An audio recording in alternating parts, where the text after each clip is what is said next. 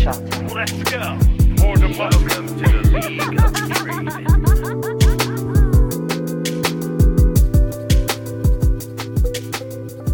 Hello and welcome to episode 387 of the League Cast podcast. My name is Colton Blue Basket Sweat. Joining me this week is Aiden Frost Rock Arts, Nick the King Cooper. Oh, perfect. Thanks. That's not how we do it, Colton. No? No, there's a break in between where I say hey, and then Nick goes, And then hey. I forget, and then you forget my name. True. Anyway, on this week's episode, we've got some good stuff for you. We're going to talk about patch 9.14, as well as some other news. We've got a new section with some fun workshop names. I can't wait for Aiden to read those off. I got a couple of reviews from our listeners, a bi-weekly discussion. We got a new roundtable question, as well as your answers from last week. A cheese pick, and a hefty supply of emails. But before we get to that, Aiden, how was your week, buddy? My week was good, man. I didn't play too much League until, I guess, today and yesterday. Yesterday, I played a bunch of Smurf games. I got a pentakill on Mordekaiser. I posted that in our Discord. It was probably the easiest penta I've ever gotten in my entire life, I think. It was also the sickest play NA, based on the channel name. Yeah. So that was kind of cool. I think it might be my first penta this season. I might have got one in ARAM or something like that, but that's definitely my first real penta this season. And then today I've just been playing a lot of TFT. Ranked came out for that today, so I played my first game, got first in it, and then I got placed in Iron 1. You number one on the ladder? Undefeated? So I got Iron 1, and then I played out, it's 5 placement games where like you see your provisional rank or whatever. So I went first, fifth, first, second, third, and got myself to bronze 3, I believe. Ooh, are you ready to climb? How is that bronze 3? I know. Like your average has got to be like 2.5, 3. Yeah, well, you only gain points from like 4th and above, and I think that 5th game actually fucked me a lot because like after that my like provisionals weren't giving me that much, I think. Oh. And then I played a couple other games. One game I fucking came 8th. It was real bad, but other than that I came first, I think twice more. So I think I'm bronze 2 or bronze 1 right now. So it's going well. I think Is the race to diamond in TFT on? Dude, it's just gonna take forever is the main thing. 'Cause, like, you start I so know, low. it's gonna take so many games. I also think it's gonna take a long time for like the good players to actually find their rank. So right now it's like a mixed bag of like, hey, sometimes people are just really fucking good and they should be challenger already at this like game. But everyone's placed iron, right? So you're getting a mixed bag of players. So if you waited a week, it's probably better to climb, I would think. And like, imagine if they did like a full reset on ranked and solo queue. Like, how fucked would those games be? You'd have to have iron players in your game. Like, it would be a disaster. Yeah, it'd be a struggle for a little while. But other than that, I think I'm enjoying it. I don't like the current meta in the game after the patch today. It seems like demons are like the most like OP thing in the game. So like usually they buff them really big. Not even they buffed them. It's more the fact that, well, I guess they did buff them. It's just mana drain is so strong. The units are so strong, and they utilize the items that are really good right now. So before, sorry, They also reduced the cost of Elise from 2 to 1. Okay, that's big. Which is a huge boost. That's very big. It's more the fact that like the 2 best comps right now. We can talk about this in a little bit. I just want to like quickly go through it. Are like, it seems like gunslingers and demons, and then obviously demons blade masters is better than demons gunslingers because of synergies and stuff. But it's, you know, those like gimmicky items that they have that were so shit, like the cursed blade, the shrink, and the silence. How shit those were before. Those are now the best items in the game. Like by Oh, like, do they make them that much stronger? Silence is 50% on hit. Oh. And then cursed and shrink are 25%. Oh, wow. So you just like play hyper carry like gunslinger, and then you put like 2 cursed blades on your Trist or something. So 50% of her time she shrinks them, and they can be shrunk to like level 0 now. You put it on the Graves, and he just hits their whole team with it. Yeah, so it's a little bit silly, but as long as you play the meta right, I think you'll climb. Honestly. Yeah, for sure. Nick, how was your week? Unless you, actually, Aiden, before we go into Nick, I have a story that I want you to tell because you had a mystery afoot in your home this week. Oh yeah, my slippers. So I don't know. I guess on TeamSpeak. So like we'll hang around on TeamSpeak on Saturday, and so my parents went away for the weekend, and I get home from I had a work meeting on Friday. I get home. Friday goes great. Saturday rolls around. I go, where the fuck are my slippers? I have no idea where they are. My life's turned upside down. Everyone on TeamSpeak's giving me ideas where they are. I searched everywhere. And I'm like, I know I was wearing them Friday. I couldn't find them. I was in tears because I love my slippers. You don't want to have cold feet. It's understandable. Dude, my feet were so cold. Even though I have a old pair right behind me that I'm not wearing. So turns out that my dad and I have the exact same pair of slippers, and my mom and my dad both packed my pair of slippers and his pair of slippers. And then when they're at my cousin's house, they unpacked them both separately and went, oh, these must be Trevor's, and then left them there. So my slippers have been kidnapped. Trevor did send me a Snapchat of your slippers. Yeah. It's pretty great. Yeah, that's my mystery of the weekend. I was Sherlock and I solved it. Definitely a faster turnaround for the solution than the fable of was it PS4? That was a great narrative though. That was a great week to week update. Yeah. If anyone's wondering, see episodes 310 to 325. Yeah. Or however long that took. Nick, what have you been up to, buddy? So I've played a little bit of normals, work and school, obviously. It's been pretty busy. The class that I'm in gets out pretty late. So usually the class gets out at 8:30 p.m. and by the time I get home, it's 9 o'clock, and I'm just super ready to not do anything. I mean, I wake up at 7 and then I go to sleep at 9. That's a long day. Yeah. But yeah, mostly that. Path of Exile, I've been making super good progress on that. I'm actually super proud of something that I accomplished. I'm able to run 3 auras instead of 2, and that's I'm sure not that impressive. Big increase. That's a big increase. But it actually is very tangible increase in damage for my character. So super fun. Yeah. I think that's mostly it. I'm trying to. I actually have big upcoming plans this week. Ooh. So, as you all may be aware, Prime Day happened, which I guess turned into Prime Days. Yeah, it did. It was 2 days this year. It was 2 days this year. Also, a lot of strikes. Yeah, a lot of strikes. Human rights. This is not what this show about. However, I took advantage of the fact I bought a big TV. I bought a Wii U, and I bought Wind Waker HD, and I'm planning to play that with my sister. Oh, wow. Moneybags, Cooper, buying it all. Well, it was Wii U are $8. Yeah. Super cheap. I think, it was a 50-inch 4K TV for, $250. Oh, wow. Oh, damn. Yeah, which is okay, I'm not going to not buy this, So basically losing money if you don't buy it. Yeah. I mean, pretty much. Dude, there's good deals. It actually hurts not to buy stuff. Last year I bought these Bose headphones. Dude, they're the best headphones I've ever bought in my entire life. They were $400 on sale for $200. I'm I'm never gonna buy $400 headphones, but $200 headphones. Yeah. Are they over ear? Yeah. They're fucking awesome. They have noise canceling, dude. When you're on a plane, silence. You can't hear anything. Yeah. I was recently on a plane and regretted not buying some because my little earbuds didn't do anything. It's crazy. You literally can't hear anything.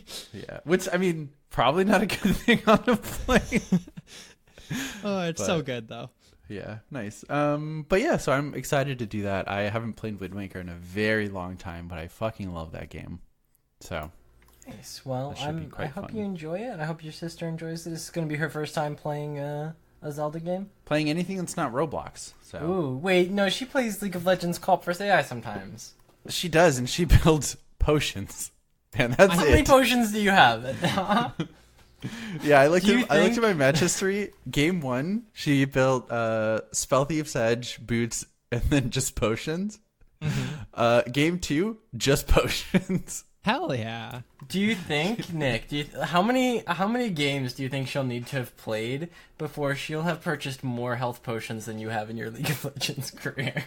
I mean, because she's catching up at some rate when she's buying that many in a game. A meme answer, like, not long. A real answer, her entire life. Yeah, right. We play so much League of Legends. Yeah, help please. A little story that I don't think Colton was there for, Nick. There was a game where you had to like go and help your mom or something with something. Oh, And we were playing an ARM. It was me, you, and Kennedy. And you AFK for like a minute. And then you start playing again. And I'm like, I immediately, just based on your movement, I'm like, Yeah. that's Nick's younger sister. Kennedy had no idea.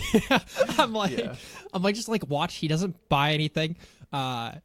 He just kind of walks around. She's good at, her movement's good. But Yeah. No, honestly, I've been watching her play like a little bit, and she's good.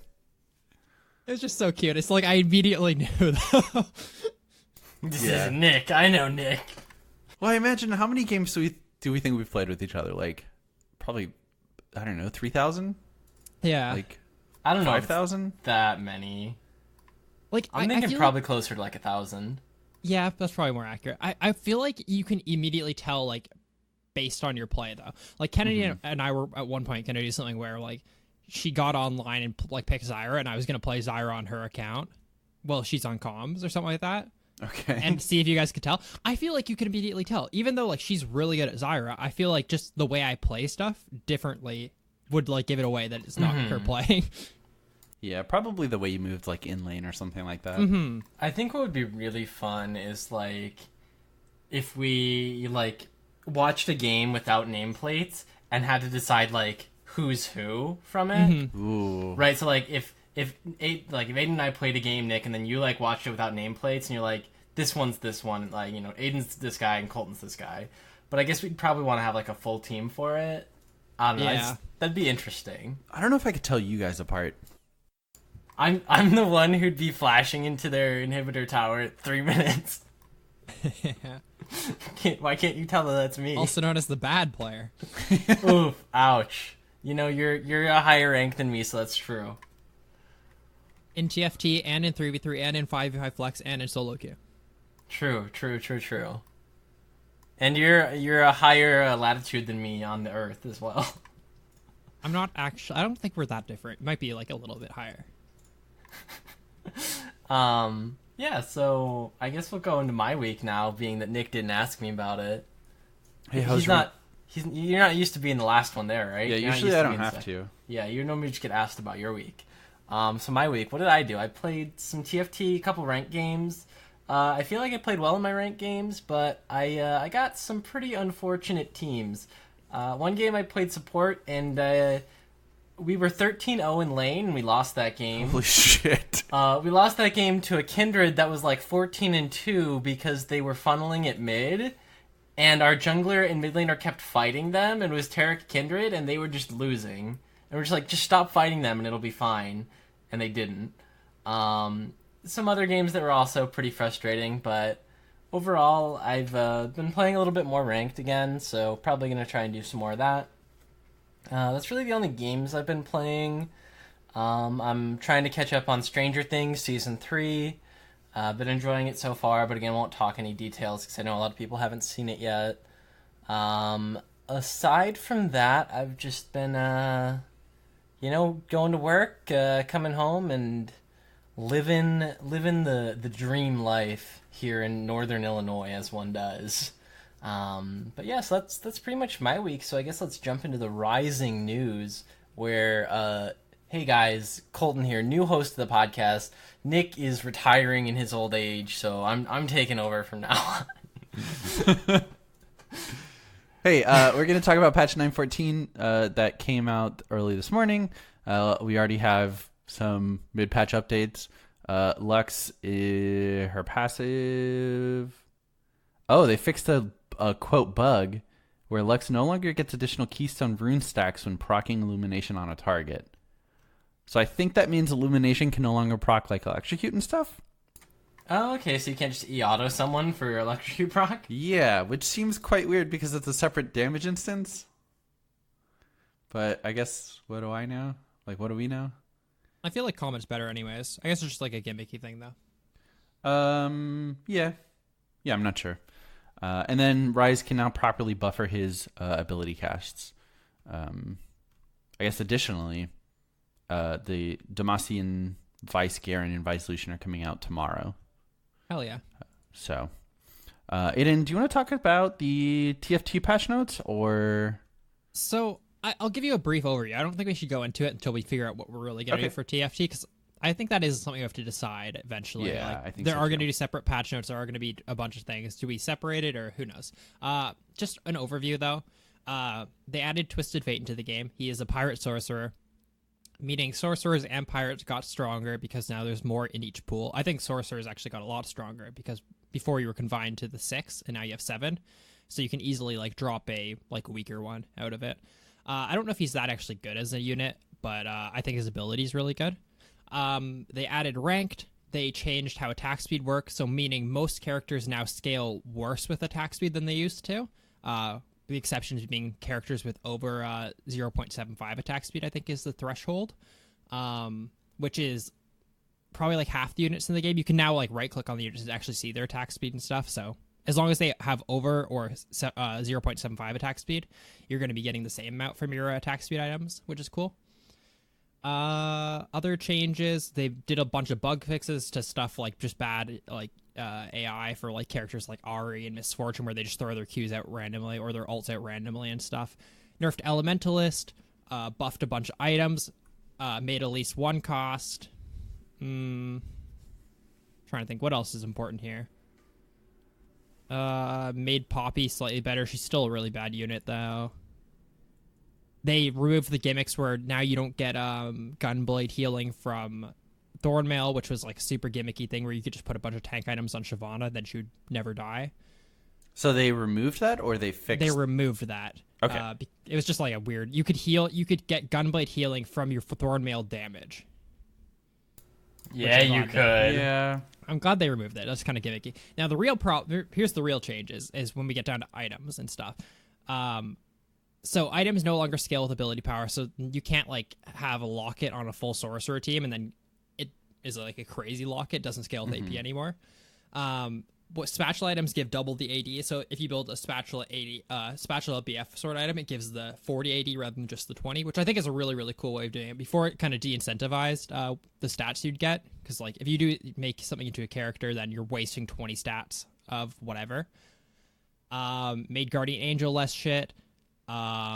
Here's the real problem though, is all those shitty items that I was talking about at the beginning, Cursed Blade, the Shrink item, the Silence item, those items are all broken now because all of them got buffed and now they're 50% for Silence, 25% for Cursed Blade, and 25% for Disarm, which means if you're running anything that attacks a bunch, you're going to be disarming everyone. Cursing them, I think, is the worst one, or the best one, like the strongest. Because you can now curse people down to level 0. And when you're level 0, you have like 300 health. And you can curse them from 3 to 2 to 1 to 0 in a fight. Which, it feels really bad when you've worked so hard to get a level 3 unit. And then it's a level 1 unit by the end of the fight. So like, it does no damage. So when you say like 50%, 25%, are you saying like a chance for that to occur? Yeah, the proc chance. Oh, of that item. okay. Those seem way too strong. It's a lot when you have like a Jesus. hyper carry, 80 carry that attacks, 20 Something times with high in a attack fight. speed? Oh, yeah. Yeah, it's a little bit scary. Or say Gunslinger, who attacks Gunslinger. everyone. Yeah, they did nerf Gunslinger the way that it attacks. It only attacks like a certain amount of units now, which is to mitigate that. But I still think it's way too strong, honestly. Also, Runon's now procs on hit effects, so it's actually like a really good item. It only has 1 bolt instead of 2, which is really weird if you play League of Legends. Yeah. But it applying like on hits now is like great for glacials, great for demons, great for like a bunch of comps. I honestly think it's like one of the better items now. Other than that, I mean, you have to figure out the meta is the reality. Like right now, everyone has now realized. In my first game, no one built demon except for me, and I came first. And every single game after it, at least 2 or 3 people are trying to build demon or gunslinger, right? So if you can, the cool thing about TFT is there's a pool of characters, and if 5 people are trying to build demon blade master or gunslinger or whatever, then if you can build something that's just as good or like slightly better or even slightly worse, but it's like strong against certain comps, they're gonna have like shittier units because all of them can't build Draven if like there's 5 of them, right? Yeah, right. Yeah, because there's a limited pool. Even if there's the best meta strat, it's not always the best call, because if 7 players are going for Blade Masters and you're the only one going Sorcerers, look who's going to be the person with, all level 3 Sorcerers. It's you. And they're going to be sitting there with like level 1s and 2s trying to make their comp work and not being able to. That being said, it doesn't mean that Blade Master and Gunslinger aren't OP. You can't just completely say that. Like, if you get it, then you almost have to go it, I think. Like, if you get, like, handed the right tools. But I think being able to, like, work with what you're given is, like, a really, really important thing in TFT. Also, it feels like they lowered the amount of items you get overall throughout the game, which I think is good. I think so, too. Oh, and this was the great, like, balancing, right? Where you're guaranteed 1 every PvE round. You're guaranteed a box every PvP round. round. Yeah. Which can contain gold or an item. Which feels better. I feel like I still had a game, like the last game I just played where I came first. The very first round, I ended up with 5 items, and one of the players had 1. Like, he only got gold from it. Oh, no. Which, that's still, like, a way too big of an imbalance, I think, right? 5 to 1. Yeah. Like, if he had 3 and I had 5, I think that's even closer. If I had, like, it just can't be, like, 4 difference off of a round. But I do think by the end of the game, I feel like most players end with like 12 items max or like 10 items max, like a 10 to 12 skew. Whereas before I would see it like end game people would have like 8 to 15, which I think was too big of a swing, or even just too many items in general. I think ending the game with like 15, 16 items is too much. Whereas, I think it should either be more or less than that, right? Like, I think 15, 16 is not a great spot. I think like 10 or 12, or if it was like 25, 30, like if it's, there's going to be a ton of items and you can put them on like every unit, I'm okay with that if that's how they choose to balance it. But I think, where it was, it wasn't great in that the kind of middle of the pack area. Yeah, you can't have it too low either, right? Because if they could easily make it like you're going to have 5 items at the end of the game total, right? But then it kind of fucks you in the fact that you literally have to build what it gives you.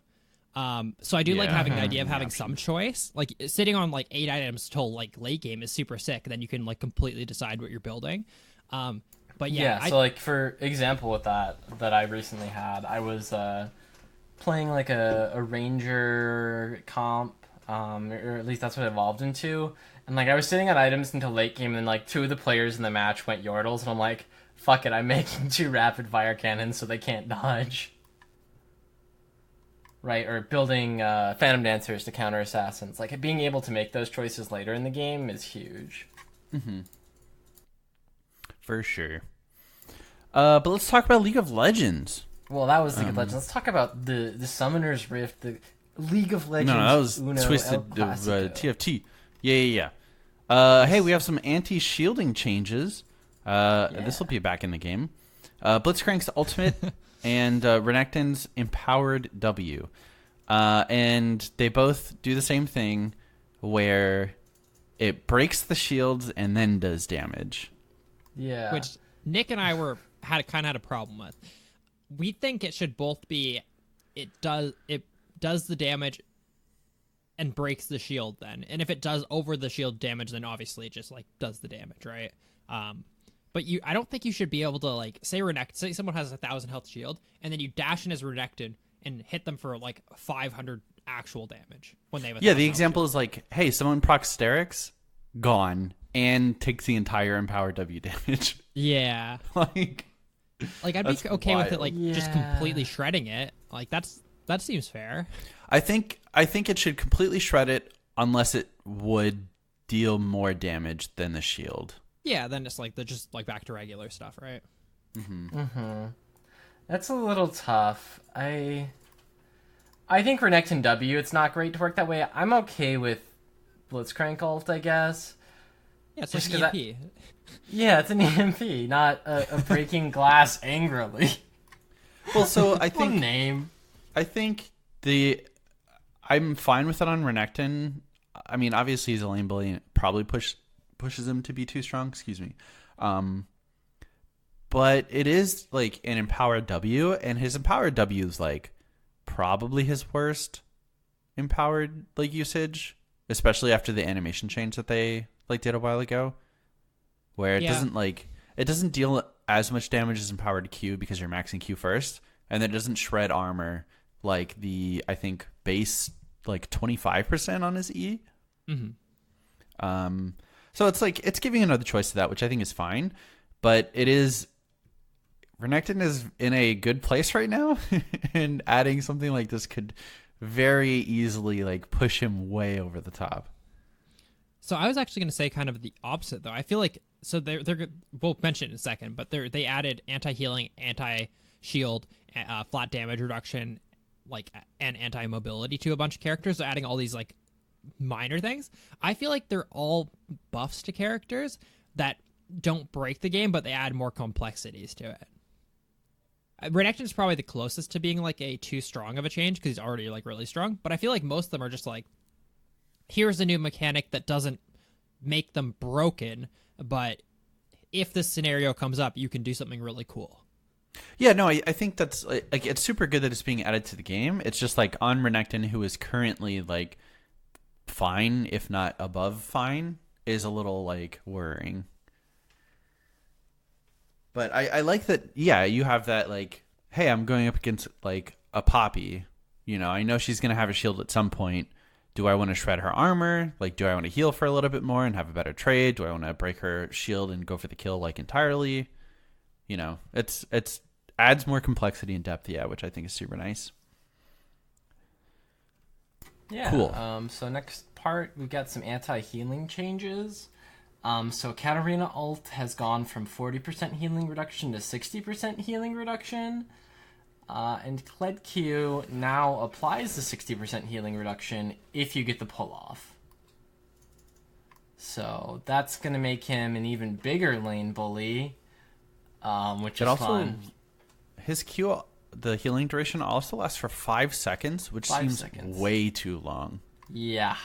Like, because his bear trap on a rope is pretty short, like at max rank, right? It's a pretty low cooldown. Yeah. Like, I think maybe 3 seconds would have been fine.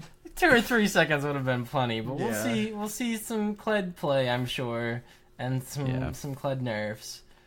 The one thing I don't love about this is, and we've talked about it before, like the idea of there's one status effect for reduced healing, and that's right, grievous wounds. And if you're changing numbers around, even, you know, these are character specific, so it's a little better, but right, I'd much rather have them make a secondary effect where like maybe you have just like wounded 50% healing reduction, grievous wound 75% reduction, or right, like wounded 40%, grievous wound 65%. Yeah, you can't have two things named grievous wounds, but they're both different values. Yeah, and like, I think that these aren't going to be called grievous wounds, but I don't think they're going to be called anything. It's just going to say like Death Lotus effect or like Bear Trap on a rope effect. Yeah, and I don't like that either. They're, you know, I think status effects should be uniform across the game, so they're easy to understand. And that's why I also don't, you know, love a lot of characters with unique status effects. That being said, I mean, they are pretty clear, right? Like Sleep and Brittle are the two that come to mind. And, like, you get them. And though that is a reason why I think that when they introduced those to the game, they definitely could have applied them to other characters to make that a little bit more uniform. So looking, like, further down in the changes, I am actually in love with this portion of the patch notes. Mm-hmm. Like, because they're adding niches to characters. Yeah. You know, like, hey, we want to make Katarina, like, better, but we don't want to, like, buff her that hard. Now she's like, hey, if there's a Vladimir, you're going to pick Katarina because her ult, like, you know, is 50% more effective versus the Vladimir than, you know, previously.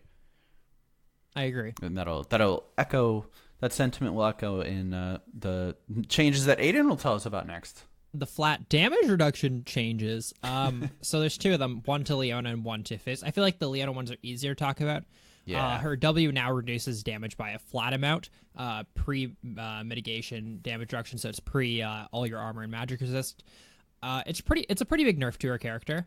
They're removing the like percentage, obviously, thing. But her W is always overtuned though, right? I think as an ability. Yeah. Yeah, I don't know if this is like so it still does give armor and magic resist. It's lessened significantly. Yeah, but the these like pre-mitigation damage reduction numbers are very small, but I like the idea behind them. I think Fizz's are, so people are like complaining about Fizz. People are like not happy about Fizz because his is 4, and then the scaling is 0.01 AP from all sources of damage. People are like, if you build 20,000 AP, then you won't be able to like, you'll be able to block like 2. So the way it works, first of all, you have to look at it on a case by case basis, I guess. So if someone's going to do 100 damage to you, right? You need to have, I think, 1,900 AP to block 50% of it, which is the max that you can block, right? But the point of this isn't to fucking block ability damage, guys. The point of it's to block like minion damage and like autos and stuff like that, right? Yeah, because he's a melee champion in a ranged lane.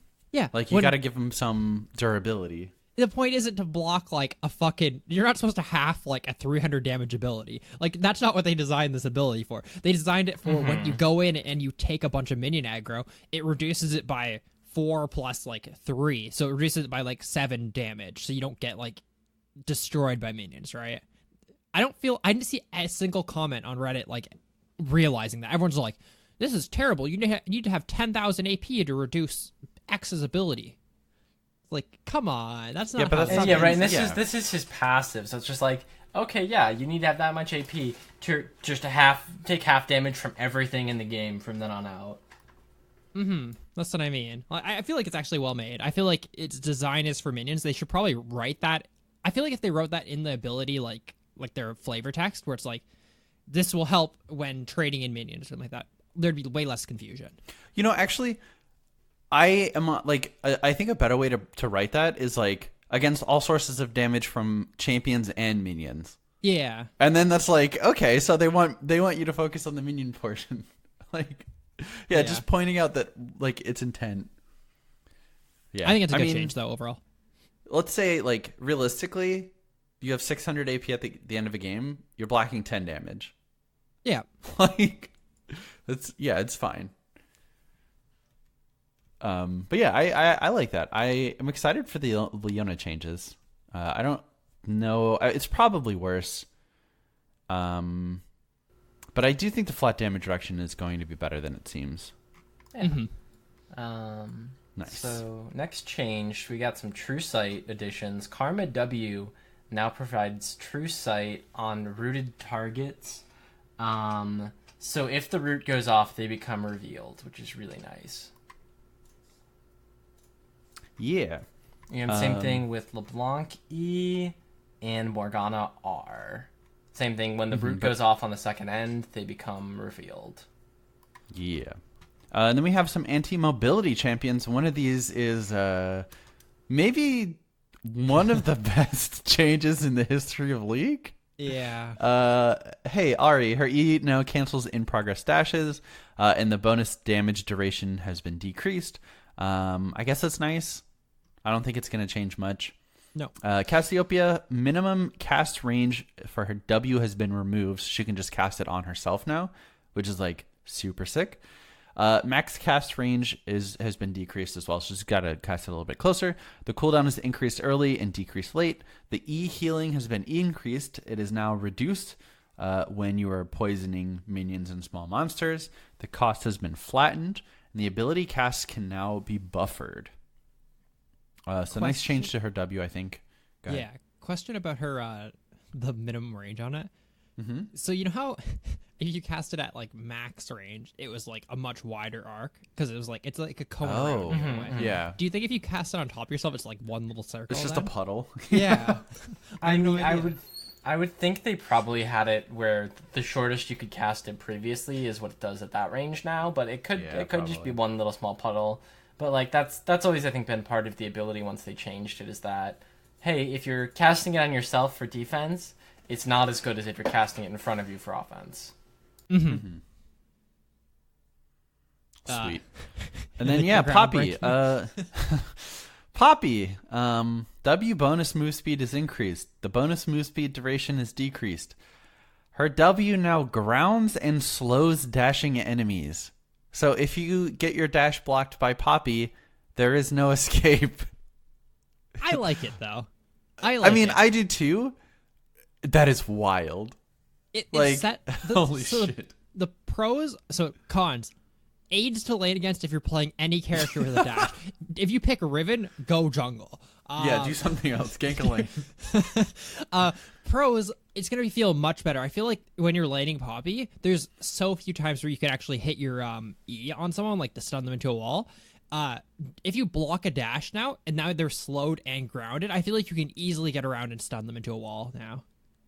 Mm-hmm. Yeah. Yeah, I think so too. I feel like it's a cool change. I also think it like is- Poppy, so I'm biased. Yeah, I think it's a Poppy. cool change. I think it's just so fucking strong. It's the strongest out of all these changes, all these like Yeah. quality of life changes. Yeah. Sweet. Let's get into actual champion balance. Up first is Boris. Base health regen growth increased. R no longer revives Boris. Amplified self-healing is increased, cooldown decreased. For those of you wondering, Boris is the official canon lore name of Aatrox. They changed his ult. He doesn't revive anymore. But he heals for more and cooldowns down. So that's cool, I guess. I don't even think it's that big of a nerf. It's not that bad. There's a lot Yeah. of people that are mad about it because they're like, Aatrox is the revived character. And it's like, well, he was one of the revived characters. I think the only thing that's disappointing is him losing access to the like revive lines that he had. Yeah. But I'd be Yeah. okay if they put that in for like a GA was a suggestion I saw. I mean, so my problem though is the fact that like his identity is like this revive thing, I think, in my opinion at least. And they're trying to nerf him, right? Because he dominates fucking pro play. He shits on pro play and shits on people at high elo, right? I don't think this makes him that bad. Like, if you watch any like pro game or like any high elo game, the healing's the main reason why it's fucking good. Like the gross amount of healing that you get from it, which they're buffing, right? I feel like at least in pro play, I think more in solo queue and stuff, this is like actually like more of a nerf. But in pro play, when the fuck does Aatrox die? Like, he just goes in and just never dies. He just does 1 billion damage and then heals it all back. Like, I feel like the revive part wasn't the good part of his kit in pro play, at least. I feel like they could have just like nerfed him somewhere else and then kept his I kept think his so, like too. revive. Yeah. Akali though, so her W cooldown is flattened. Her What'd she do? energy restore is flattened. Her duration extensions are removed. Her stealth type is changed to invisibility rather than what was it called before? Obscured. Obscured. There's no more obscure characters in the game. Her Q AP ratio is increased. Her E damage increased. Her R cooldown is increased. I feel like those are actually like, not bad changes to her. I think she's been a nightmare at high elo and like pro play, like similar to Aatrox. I think changing it to invisibility is good. I don't think they needed to have it obscure in the game. I feel like invisibility is strong enough as its own thing. I think it's good to have some sort of counterplay where you can now see them, especially with those 3 new characters that can now see her when they proc their thing. She's probably still too strong at high elo, but she's probably one of the weakest characters in the game at low elo. Yeah. Good changes though, I think. Alistair, base mana and mana growth is increased. Pog. Pog. He actually got like 70 more mana at level 1. Yeah, that's an It's ability. kind of crazy. Yeah, it was also kind of crazy how low it was to begin with. Mm-hmm. That's fair. It is significant though because he's real good anyway. So excited because I'm an Alistair player, and you're an Alistair player too. I think all of us are really Alistair players. Yeah, So. I think so too. We're all going to enjoy this change. Up next, we got Aurelian Soul. Q maximum stun duration and radius growth per second is increased. E maximum movement speed now scales with level. So just his Q gets better faster, and the E movement speed is scaling with level. It's some nice little buffs for the Dragon Man. I love Make Aurelian Soul Q do more damage with the I- bigger star or with how fast he's going. I feel like it should stun for more than 3 if you get like a fucking massive one. You should kill them. If you allow Aurelian to go from his nexus to your nexus with his Q, their nexus should explode and you win the game. I agree. That's like a mini game. You see him going down mid, guys. We have to recall. We've got to stop him. I think that'd be sick. Obviously, a bad change, but Yeah. Bard. Bard. They're buffing his health and they're buffing his base health, lowering his health regen. Bard apparently had too much health regen, and increasing his travel speed on his E. To be fair, 7.5 health regen is kind of a lot. Yeah. And I think it really plays though into like the Bard playstyle where you leave lane for a while, and you pick up your chimes and you come back with like all of your health and mana back. Mm-hmm. So this I think is a nice little change for him. It's all right. Speaking of champions that need to be changed, Diana, who was good for half of a patch, Yeah. passive and ultimate bug fixes, Q arc speed decrease, W cost bug fixed. Oh boy! They must have an agenda for some things, right? Like there's like okay, she probably was too strong, right? With the bugs on her ult. Sure, bug on her yes. ult was probably the main thing, but okay, that was like the only thing is the reality. Her ult shouldn't have like been able to proc stuff twice, right? Yes. But fucking fix that bug. Don't fix the bug and then nerf 3 of her abilities. Yeah. Oh, Yep. Her Q Christ. is now like way slower, and her W mana cost went up. Like why? Like that is insane. Like I have no idea what they are trying to do with Diana. Apparently they don't want her to do anything. Yeah, they want to break her legs. I mean, maybe this is like maybe theorizing too much, Nick. They have in their back of their head that they're going to re-release Diana and Leona or do some sort of rework on them or some sort of like event, right?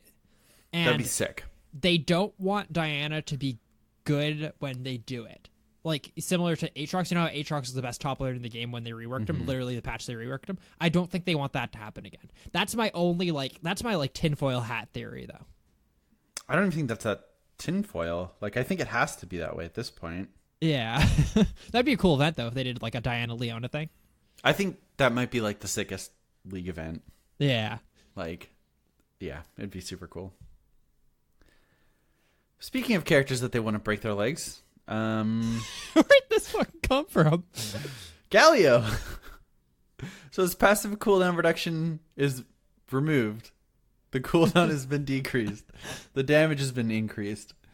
The Q cooldown and damage is increased. The cost is decreased late. Okay, that's pretty nice.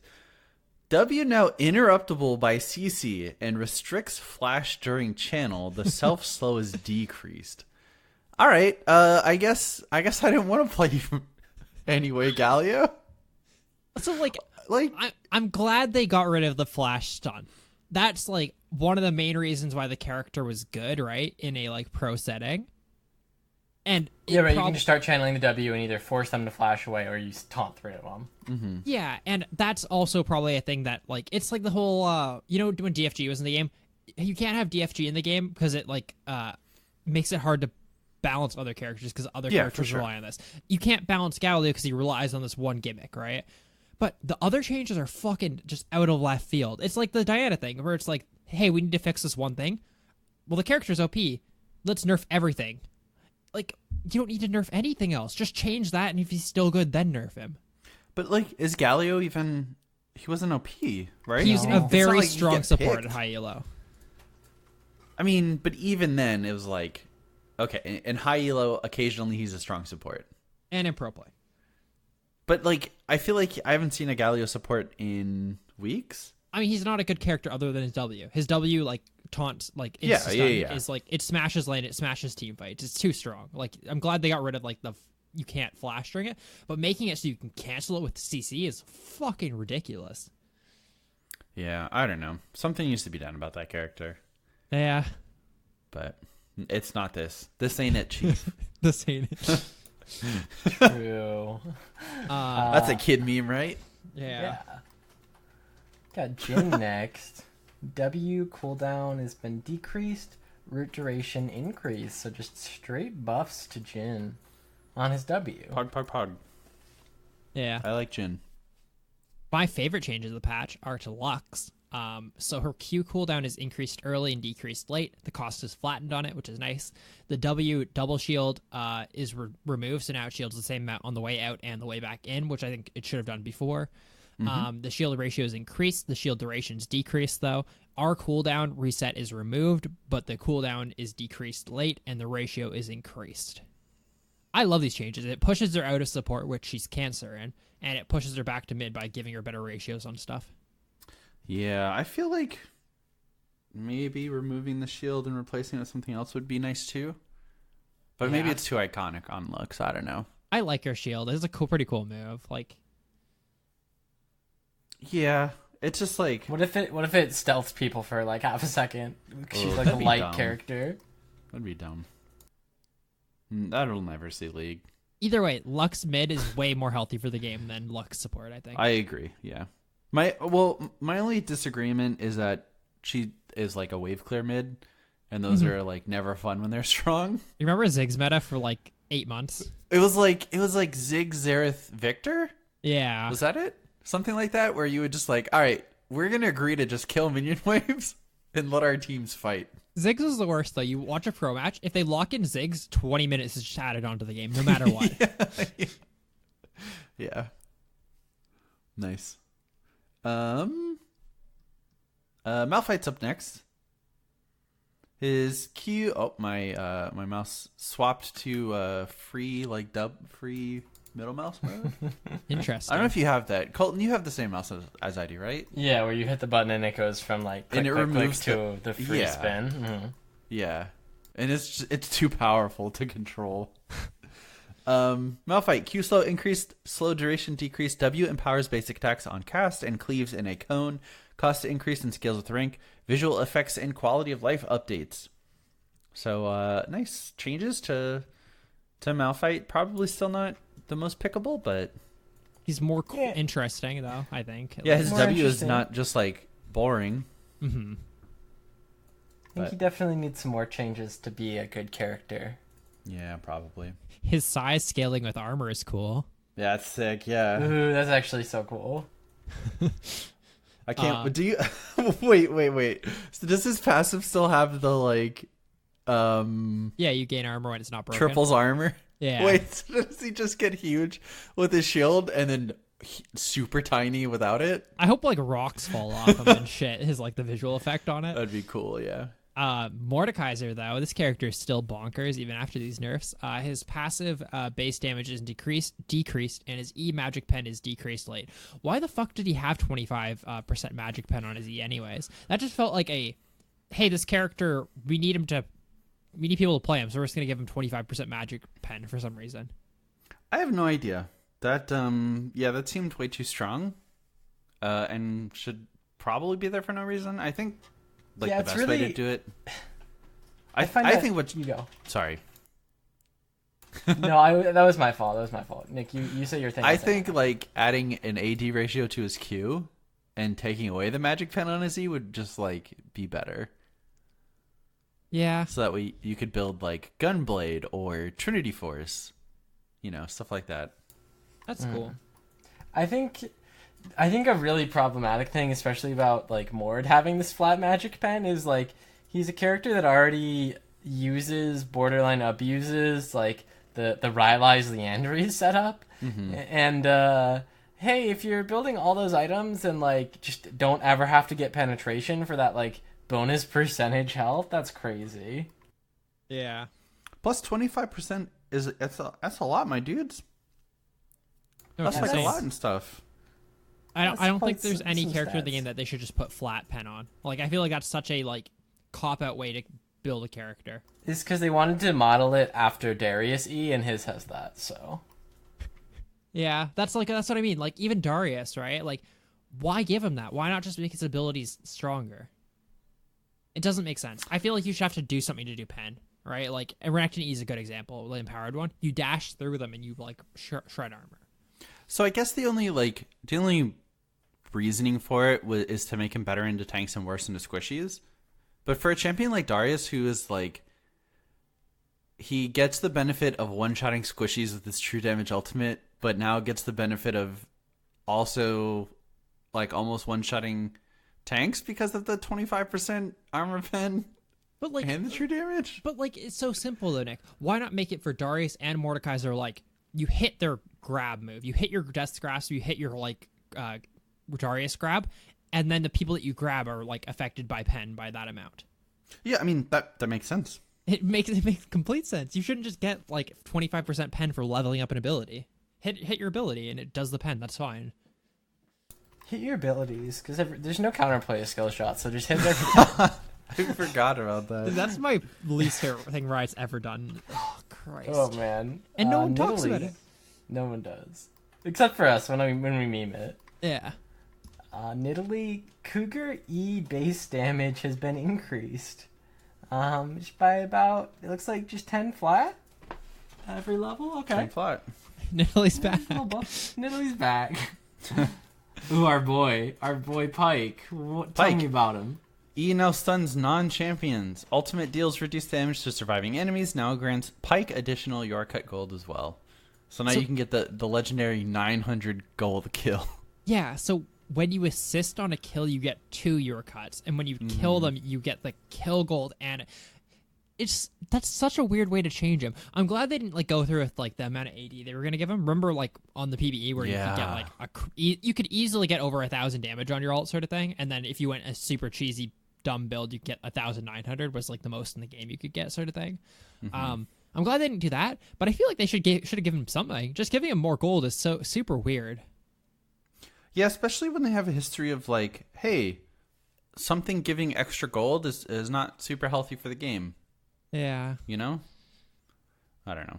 People are going to still try Whatever. to play him solo lane because now you can get like a bunch of gold for like killing people. Yeah, I mean 600? That's a lot Like, for extra. solo kills? It is, yeah. I mean, it's 2 kills every time you get 1 kill. Yeah, that's what I mean. That's silly. And you get the same amount of gold if you're against someone who's inting, like they're 0-11, they give out 25 gold, but they still give 300 cut. Really? Yeah, it's Oh, always like the boy. 300 gold. Huh. Okay, maybe that should be changed. I wouldn't mind if it scaled off like how well they're doing. Yeah, I think that'd be fine. It'd probably be fucked if you like last hit someone who's 1,000 gold and then you get to share 1,000. Will you get 3,000? No, yeah, you'd get 2,000 plus That'd be extra. that shouldn't work like that. But I feel like you shouldn't be able to get extra gold yeah. off people who are like worth 20 gold. Yeah. Nice. Rise base health regen and health regen growth are increased. And his Pog. Q and E have bug fixes. All right. Yeah, no, not much to say about Rise. Yeah. Singed Q recast timer is increased, so you can't toggle it as quickly. And brighter ability icon when toggled in the spell bar, just to show you that your poison is on or not. Because he has a glowing green trail behind him as part of his default animations, not just when his poison trail's on. Why not for Singe they introduce like a filter where if it's on, your screen is green, and if it's off, it's normal.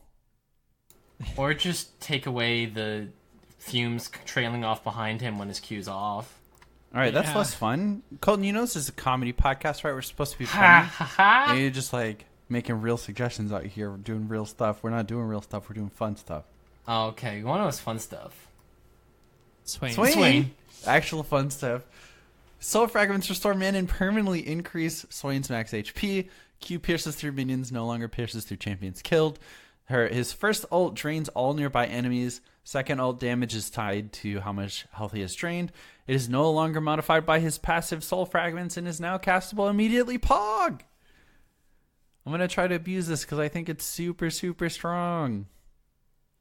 I'm probably gonna play some Swain too. This looks so fun. I think we definitely a should just buff. find Leona.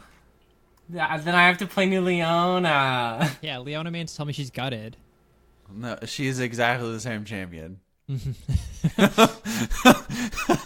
Hey, she goes in and dies. Wow, Yeah. dynamic gameplay. Silas. Passive damage versus minion is less reduced, so it does more against them. Less reduced is how they chose to say that. Q detonation damage is increased. E shield granted on first cast no longer blocks non-magic damage, but blocks all damage. So it's not a physical shield, it's a just regular shield. It's an all magic shield. But it's not a spell. Oh. It does it block? So it's purely a magic damage shield, but not a spell shield. Okay. Yeah, that's a weird thing. Is there any other magic shields in the game? Yeah, Camille Galio? passive. Okay, Camille. Thank you. Okay, I couldn't think of any. I'm like, that's the first one that's a spell that doesn't block spells. But yeah, you're right. Yeah, there's two others. Second cast stun duration decreased. Our cast range is down. The recast window is down. Cooldown is increased, and AD to AP ratio conversion has been adjusted to not be as bonkers. Hey, fuck you, Silas. Never come to this fucking game again. He's been too strong for too long. Got him. Burn him to the ground. I don't want to see Silas in my games. Aiden, why don't you tell us about another character that's been too long? I don't want to talk about Tom Kench. Is like so. I'll talk about it if you want. No, it's fine. Okay. Let's just go through like his buffs and nerfs because there's like 400 changes to him really quick. Let's just go through all his abilities as buffs first, okay? Welcome to Tom Kench Cast, by the way. Tom Kench Cast. Buffs. Podcast within podcast. Looking at his passive buff, there is a buff to his passive in the fact that on your first auto, it does more maximum health % damage on your first auto. So if you're on a trade and they have no stacks on them, first auto is more damage, okay? Buff. That's a buff. Q. Buff. Actually, just go through each ability. Fuck it. So his passive, yeah. So on your first auto, it's a buff on your first hit, and then every single auto after, it's a nerf. Also, a nerf on his passive. Your abilities can't apply your passive. Also, a nerf on his passive. Not good. Abilities no longer do extra damage based on passives. That's probably fair. Okay. Q. Let's go through these. Buffs on his Q. Buff. The slow duration is increased from 2 to 3. And the stun duration is increased from 1.5 to 2. That's buffs. Those are buffs. Nerfs. The cooldown is increased. The hitbox is decreased. And when you stun someone with your Q, it removes all the stacks. And the slow is decreased. Okay. Ooh. those are some nerfs. But thank God we got those buffs in there. W. Buffs to his W. It can devour blue buff and red buff. Buffs.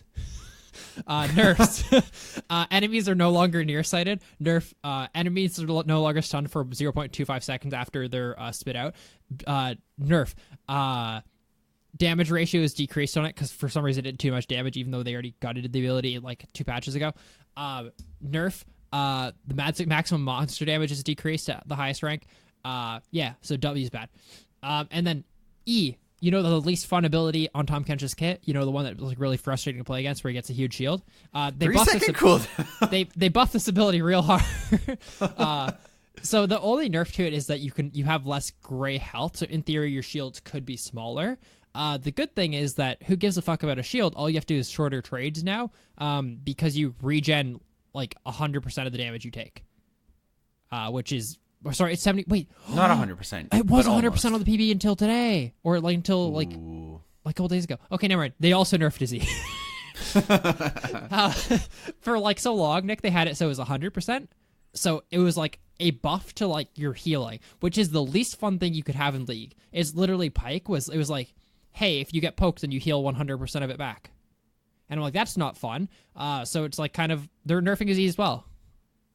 Wait, so in theory, at 100% with Spirit Visage, you could take damage and heal for more than the damage you took? You only healed, like, at max rank, you healed 40% of... Oh, like, you mean with this change. Yeah. Well, you'd only... No, I meant, like, on the PvE when they had it at 100%, right? But it was, like, you only, what's it called? It only generates a shield for 65% of it. But, yeah, you'd heal more than 65%. Yeah, so, like, yeah, the shield is lower, right? But on the PvE... Oh, yeah, okay. No, you're right. Yeah, Gotcha. if you took 1,000 damage, 650 of it would be a shield, but you'd heal like 750. Yeah, okay. I see. Which was silly. But either way, yeah. I didn't even notice. Yeah, they nerfed his E as well. Fuck. Pog. Dude, why? And you know what's the worst part about this, Nick? Still gonna get played. He's still gonna be only still gonna get played. Yeah. Literally just remove his W. Remove the fact that you can eat teammates.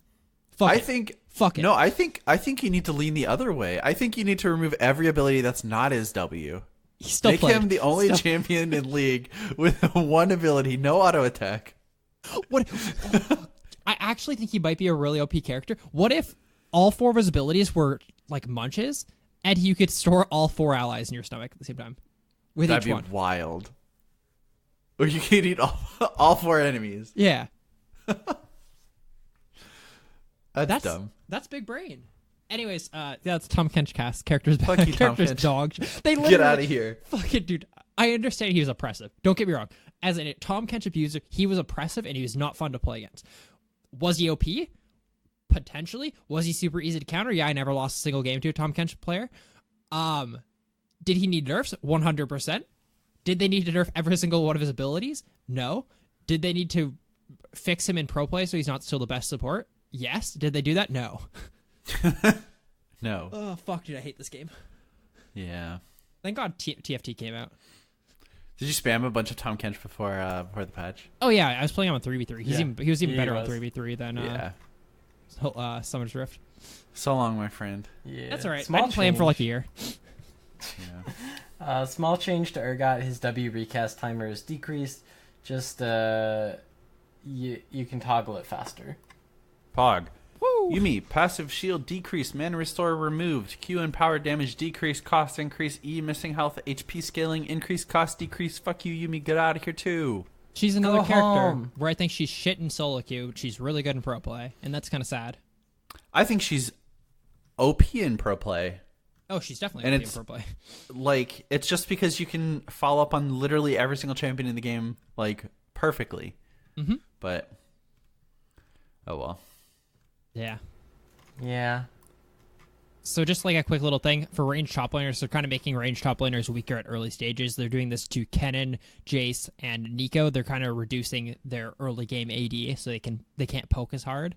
The other minor changes to these characters are they're increasing Jace's shock blast damage, increasing it at later ranks with higher like ratio. They're increasing Kennen's bonus attack speed from his E, and they're making Nico's passive interesting. I don't know how this is going to work. So the change to the passive is that Nico no longer loses her disguise when basic attacking enemy champions. How do you think this is going to work? So in my head, so before, like, say if you're playing Caitlyn, you get the one auto at Caitlyn's range, right? And then your disguise would break. Can you now stay as Caitlyn until you get hit? That's what it seems like. Or when you hit or use an ability.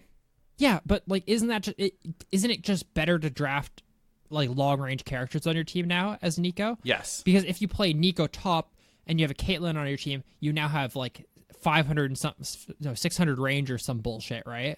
Yes. And do you also get Caitlyn's passive? No. Are you sure? Yes. Okay. You do still get Yumi's passive though of the W, and that at increased range could be problematic. But you don't get the headshot. Huh. But like, Yeah. I feel like that's such a weird change. I mean, it's probably good. I think it's good for the game overall. I feel like her not being able to like auto attack while she's disguised kind of like it just made her passive shit. You know what I mean? Yeah. So I think like a good way. I think the way that this should be balanced, because this is quite strong, is if someone knocks you out of a certain disguise, that particular disguise should go on cooldown for like 30 seconds. Yeah. It's like won't get fooled again or something. Like, oh, you can't be Caitlyn. You can't like lose the Caitlyn disguise and then instantly just like become a Caitlyn again. Yeah. It's me, the That's real you. Caitlyn. I have fooled you again. Yeah. It should be like, oh, okay, you broke that Caitlyn disguise. Now I have to wait to try to trick you again. Exactly. Like, I feel like it's a cool mechanic for the game. Like, I love the idea of like trying to fool someone. Yeah. But the fact that at the top level of play, this is being used purely because X character has longer attack range, therefore I can beat my lane harder. Mm-hmm. Which isn't what I don't it's even think it intended gets. to do. I don't even think it gets like used at like pro play, right? Yeah. Oh well. And then we have a bunch of small things. We've got ARAM balance changes that we're not really going to cover. Death recap is live, so you can check that out. Show allied chat has been disabled by default. I'm so excited for this. So now you can Then you can disable turn that ally on. chat. Hey. Yeah, probably fine. Do you think you can you have all chat on but not ally chat? Yeah. That's I what, think so. That's what I want. I'm never gonna have ally chat on ever. Ooh, that'll be fun. I mean, why do you need it? I guess, yeah. I mean, in Your a teammates solo can queue use all environment? chat to call for Baron if it's really that important. True. But like pings, you don't disable pings with it. It's better than like /mute all, cause like or So- slash whatever. I think the only way, like, it should work, but I think there needs to be a notification like, oh, Aiden has all allied chat turned off. You That'd know? be cool. I'd be fine with that. I like so that way you're like, oh, okay, so I don't need to waste my time typing to this person that has allied chat turned off. Yeah, that's fair. And then a bunch of bug fixes. And then we've got the Demacia Vice skins. Both look super sick. Oh, first best bug fix, Nick. The Kiana one. Did you see this at all? Oh, For the I entire did. fucking patch, if you Terra shaped I think it was rock, whatever this, I don't know which one it was. Whatever. If you Terra shaped one of your elements and you bought Leandri's on her, it's the one that executes. I think it was rock. Wall. Yeah. Wall. Fuck, I hate that it's called wall. If they went below the like execute thing, it would proc Leandri's again. And then because they were still under it, it would proc Leandri's again. So if you bought Leandri's on her and you hit someone below like whatever Would kill them percent, instantly. it kills them no matter what, unless they could heal up through the burn back to above the execute threshold. And that was live for the entire patch. Nice. So dumb. Nice. Okay, sweet. So that's patch 9.14. TFT ranked is out, as Aiden has alluded to. Yeah. Yeah. And that's it for the news. That was a long patch. Yeah. But I do think this is going to be the like skeleton base work for Worlds patch. I saw a comment by Jat who said that they there's been complaints in the past about big patches happening too closely to like both Worlds and the like summer finals. So this is week 8 of the summer finals where the patch is live. And there's going to be a ton of time to like work out the kinks, get like buffs and nerfs in, but nothing like too game breaking. It seems which is like nice to see. It seemed like it was the right size patch for a 3-week cycle and a mid-season timed patch. Mm-hmm. That's fine. Yeah. We have our new section, which I alluded to last week. We're gonna start shouting out reviews because, hey, we like when you guys review our stuff and it helps it like get curated properly through like different podcast stuff. So if you want to give us a 5-star review, we'll shout it out because I'm checking every single goddamn podcast network. Hell yeah. For the rest. So anyways, so you know how we have the Rising News, Nick, and we have Male Fight, Colton, and we have Medikaiser. All these things, surprisingly, are based on League of Legends characters' names. Like Rise, or Malphite, or Mordekaiser, or for Vi Weekly, Vi. So I'm like, okay, we need to come up with a name, because I can't just call it the Shout Out Any Review section, right? I have to like incorporate of course a not. league name. So I came up with 1, 2, 3, 4, 5, 6, 7. I came up with 7 or 8 of these. I can't count. I came up with 8 of these, and I would like our listeners or you guys, and we can help vote on this, okay? So my first one I came up with was the Rate Us 5 Alistars section. Okay, that one's quite strong. A strong start, right? Okay, instant drop off. the reviews section. It's like Riven and reviews. Pretty good, right? The Rate Us 5 Starries section. Okay, we're back up. Whoa! The Rate Us Jarvan the 4th out of Jarvan the 5th stars section. Okay, I don't like the message, but I like Also, the I don't name. like the idea that we're trying to get people to rate us 4 out of 5 stars. That doesn't make any sense, right? That's not what we want. So that's probably out. The please give us 5 stars the please give us 5 stars. It will give you good karma section. See, I incorporated nice. Karma, the character, into that one. Quality. The Nidda, please give us a solid review on iTunes or your preferred podcasting platform section. Okay. The give us a 5-star review. Why? Valkaz, we're the best League of Legends podcast out there section. And last but not least, the Zillion has an ability to turn back time just like you have the ability to turn on your computer and rate us 5 stars section. I like that. I like that one because it's nothing. Can I add one, Aiden? Yeah. Rate us Shen out of Shen. Oh, Ooh, okay. That one's quite strong. Shen out of Shen. Okay, that's good. Because that's like 10 out of 10. I get it. Oh, Yeah, it's you a know what similar kind of name. sucks? Duh. On a similar note, Five out of Five, but we've We already already used have Five, I. We already have I. which is like problematic. Yeah. Cool. Damn. I'll post these in our Discord or something, and like people can vote on them. and you we can can vote on them. vote And on if you have even more stupid puns, throw them up there. We need them all. I think. All right, so we should put it in a place, right? A channel, and then just have people like react to the ones that they like. Ooh, put that in announcements where people can tell, Yeah. like, that's big brain.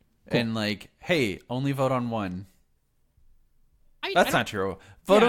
on whichever ones you like the most. Yeah, and that's we'll fair. just go with whatever has the highest votes. Cool. Anyways, I pulled a bunch of reviews that I've never read. Some of these are from like up to a year ago, sort of thing. But they're ones that we've never read on the show because we want to start reading all your reviews on the show. So I'm going to go through all these really quick. This one's from Libez, and he says, the title is Fantastic Podcast, my dudes, 5 out of 5 stars. I've been searching for a podcast to fill up them. You guys want to, like, we'll rotate through these. I think it's fine. Sure. Yeah, I was gonna say we should rotate. I'm searching for a podcast to fill up the monotonous drives to work for the gym and for the gym times when music isn't cutting it. 2 months ago, I stumbled into this absolute gym of podcasts and have been delving deep into the annals of episodes and I'm hooked. The three hosts genuinely have a good time together talking about the state of the league and giving the spiciest of cheese picks. Every time I listen, I'm genuinely entertained and have just about laughed myself off the treadmill multiple times. 5 out of 7, perfect score. Also, Nick, best host, NA. Little did he know Did you this hear that? episode I was gonna host. Yeah. Did you hear that? Oh, I Thank just you. dabbed on you guys. Well, hey, all right. To be fair, Oh, I that's keep just, doing it, but you can't hear it. Nick, the reason that you think that was a compliment, that was his shady way of saying that Aiden's the best host, but you're just the best one in NA. I'm Oh, also in North America. What the fuck do you mean? Nah, you're not in America. You're in Canada. Canada doesn't really What count. do you mean? Aiden, Canada doesn't count. It just Christ. doesn't. I'm sorry. U.S. education, by Read the a way. review. All right, next review.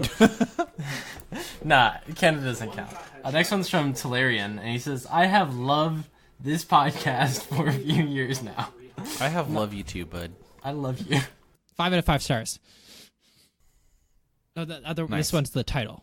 It's great. Oh, yeah, okay. Convocation. Convocations. Hell yeah, we're convocating up a storm. Isn't that a D&D spell? I guess convocation. Cool. It should be. Next one is from Lil Pav88. Best Dota podcast, hands down. Hands downs. Accurate. This one's from Silhouette. He says, League podcast with 4 exclamation points. I'm so excited. He's happy about our podcast. He rated it 5 out of 5 stars. He said, so glad I found this podcast. Makes my work day go by much faster. Thank you all for your hard work in creating such great shows. Heart. Thank you. Thank you. Yeah, next review is from Devin94265. He says, great podcast. I'm a big fan of League of Legends, and this podcast is a good, fun listen with lots of game-relevant information and discussion. 5 out of 5. Okay, I'm gonna copy this next one and hear how it's pronounced. I looked it up, and it doesn't wow. make any sense. I translated it to hooray, Nick, but I don't think that's right. Oh, That's what I wrote there. okay. If you click on the language, it's yata. Yata. Yata. You Okay. know, like the hooray. JR Man 723 says, I've never watched a single episode of JoJo's Bizarre Adventure. However, the deep dives on the history of JoJo and anime in general make this podcast a must listen. I especially like the weekly Yata, a segment when they review the best waifus and husbandos of the week, and which one I should buy a body pillow for. Nick the King Frost Basket and his sidekick Aiden, the Canada Kid, and former Super Smash Bros. Melee Legend Armada are instant classics. One listen and you be wanting to hooked. Find out more on the next episode of Dragon Ball Z. Thank you, JR, man. It's very true. Glad to have Armada every single week. Yeah, I know. I gave up my career for this. I think that's like my favorite like look comparison. I feel like we brought it up like once or twice on the show ever, and Yeah, it hasn't been a lot, but I think it happens Thank you, more JR, often man. like off the show, but like yeah.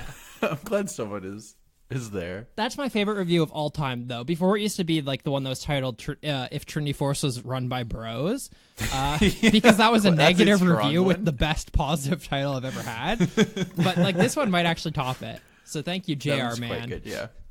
So hey, if you wanna like upset that one and make a new best review, leave us a review somewhere and Adrian will find it. Yeah, 5 out of 5 stars.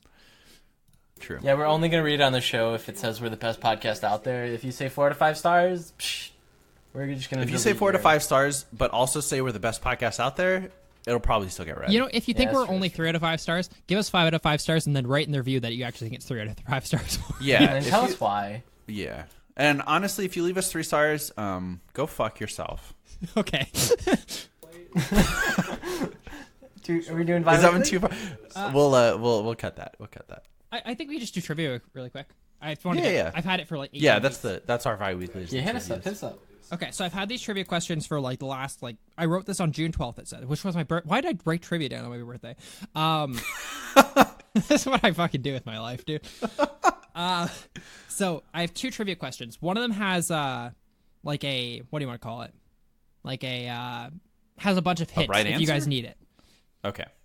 So the first question is, what is the highest? Sorry, actually, wait. I have 3 questions. Oh my god. First one. So What is many. the highest mana cost spell in the game right now that's not an ultimate? Currently. Oh fuck. I'll give you guys each 3 guesses, and I'll give you the answer. Isn't Blitzcrank Q like 150? Blitzcrank Q is 100 mana. Okay, Really? Yes. Huh. but that's not the highest. No. There's a character I think that has something for 150. There's But it's non-ultimate, right? non-ultimate, and the mana cost is 140. 140. 140. Huh. It is a Do we want to Q. get a hint of if it's a Q, a W, or an E? It is a Q. It's a Q. It's a Q. It's a Q. I think that's I'm her gonna. Fuck. Oh, you said her? Ooh. Oh, that changes. things. Female. Yeah, that's a character. Yeah. Okay. That's not what I was gonna That go is her Q. And it is a support. Oh. Q support 140 mana. Assuming that they haven't changed it since. 'Cause when I looked this up, there's no way they've changed it since. Is it Nami? No. Okay. I was gonna say that's her Is W. it Janna? It is Janna with 140 mana. It starts at 60, scales What? up to 140. All right. Hey, nailing it. Question number 2.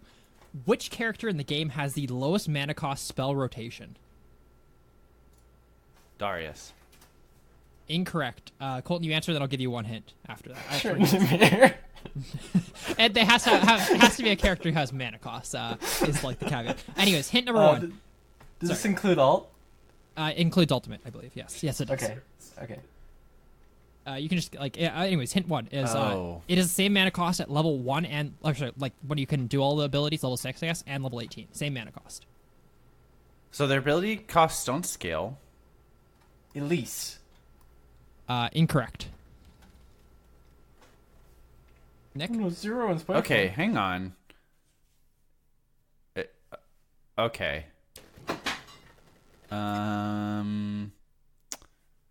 Is it Swain?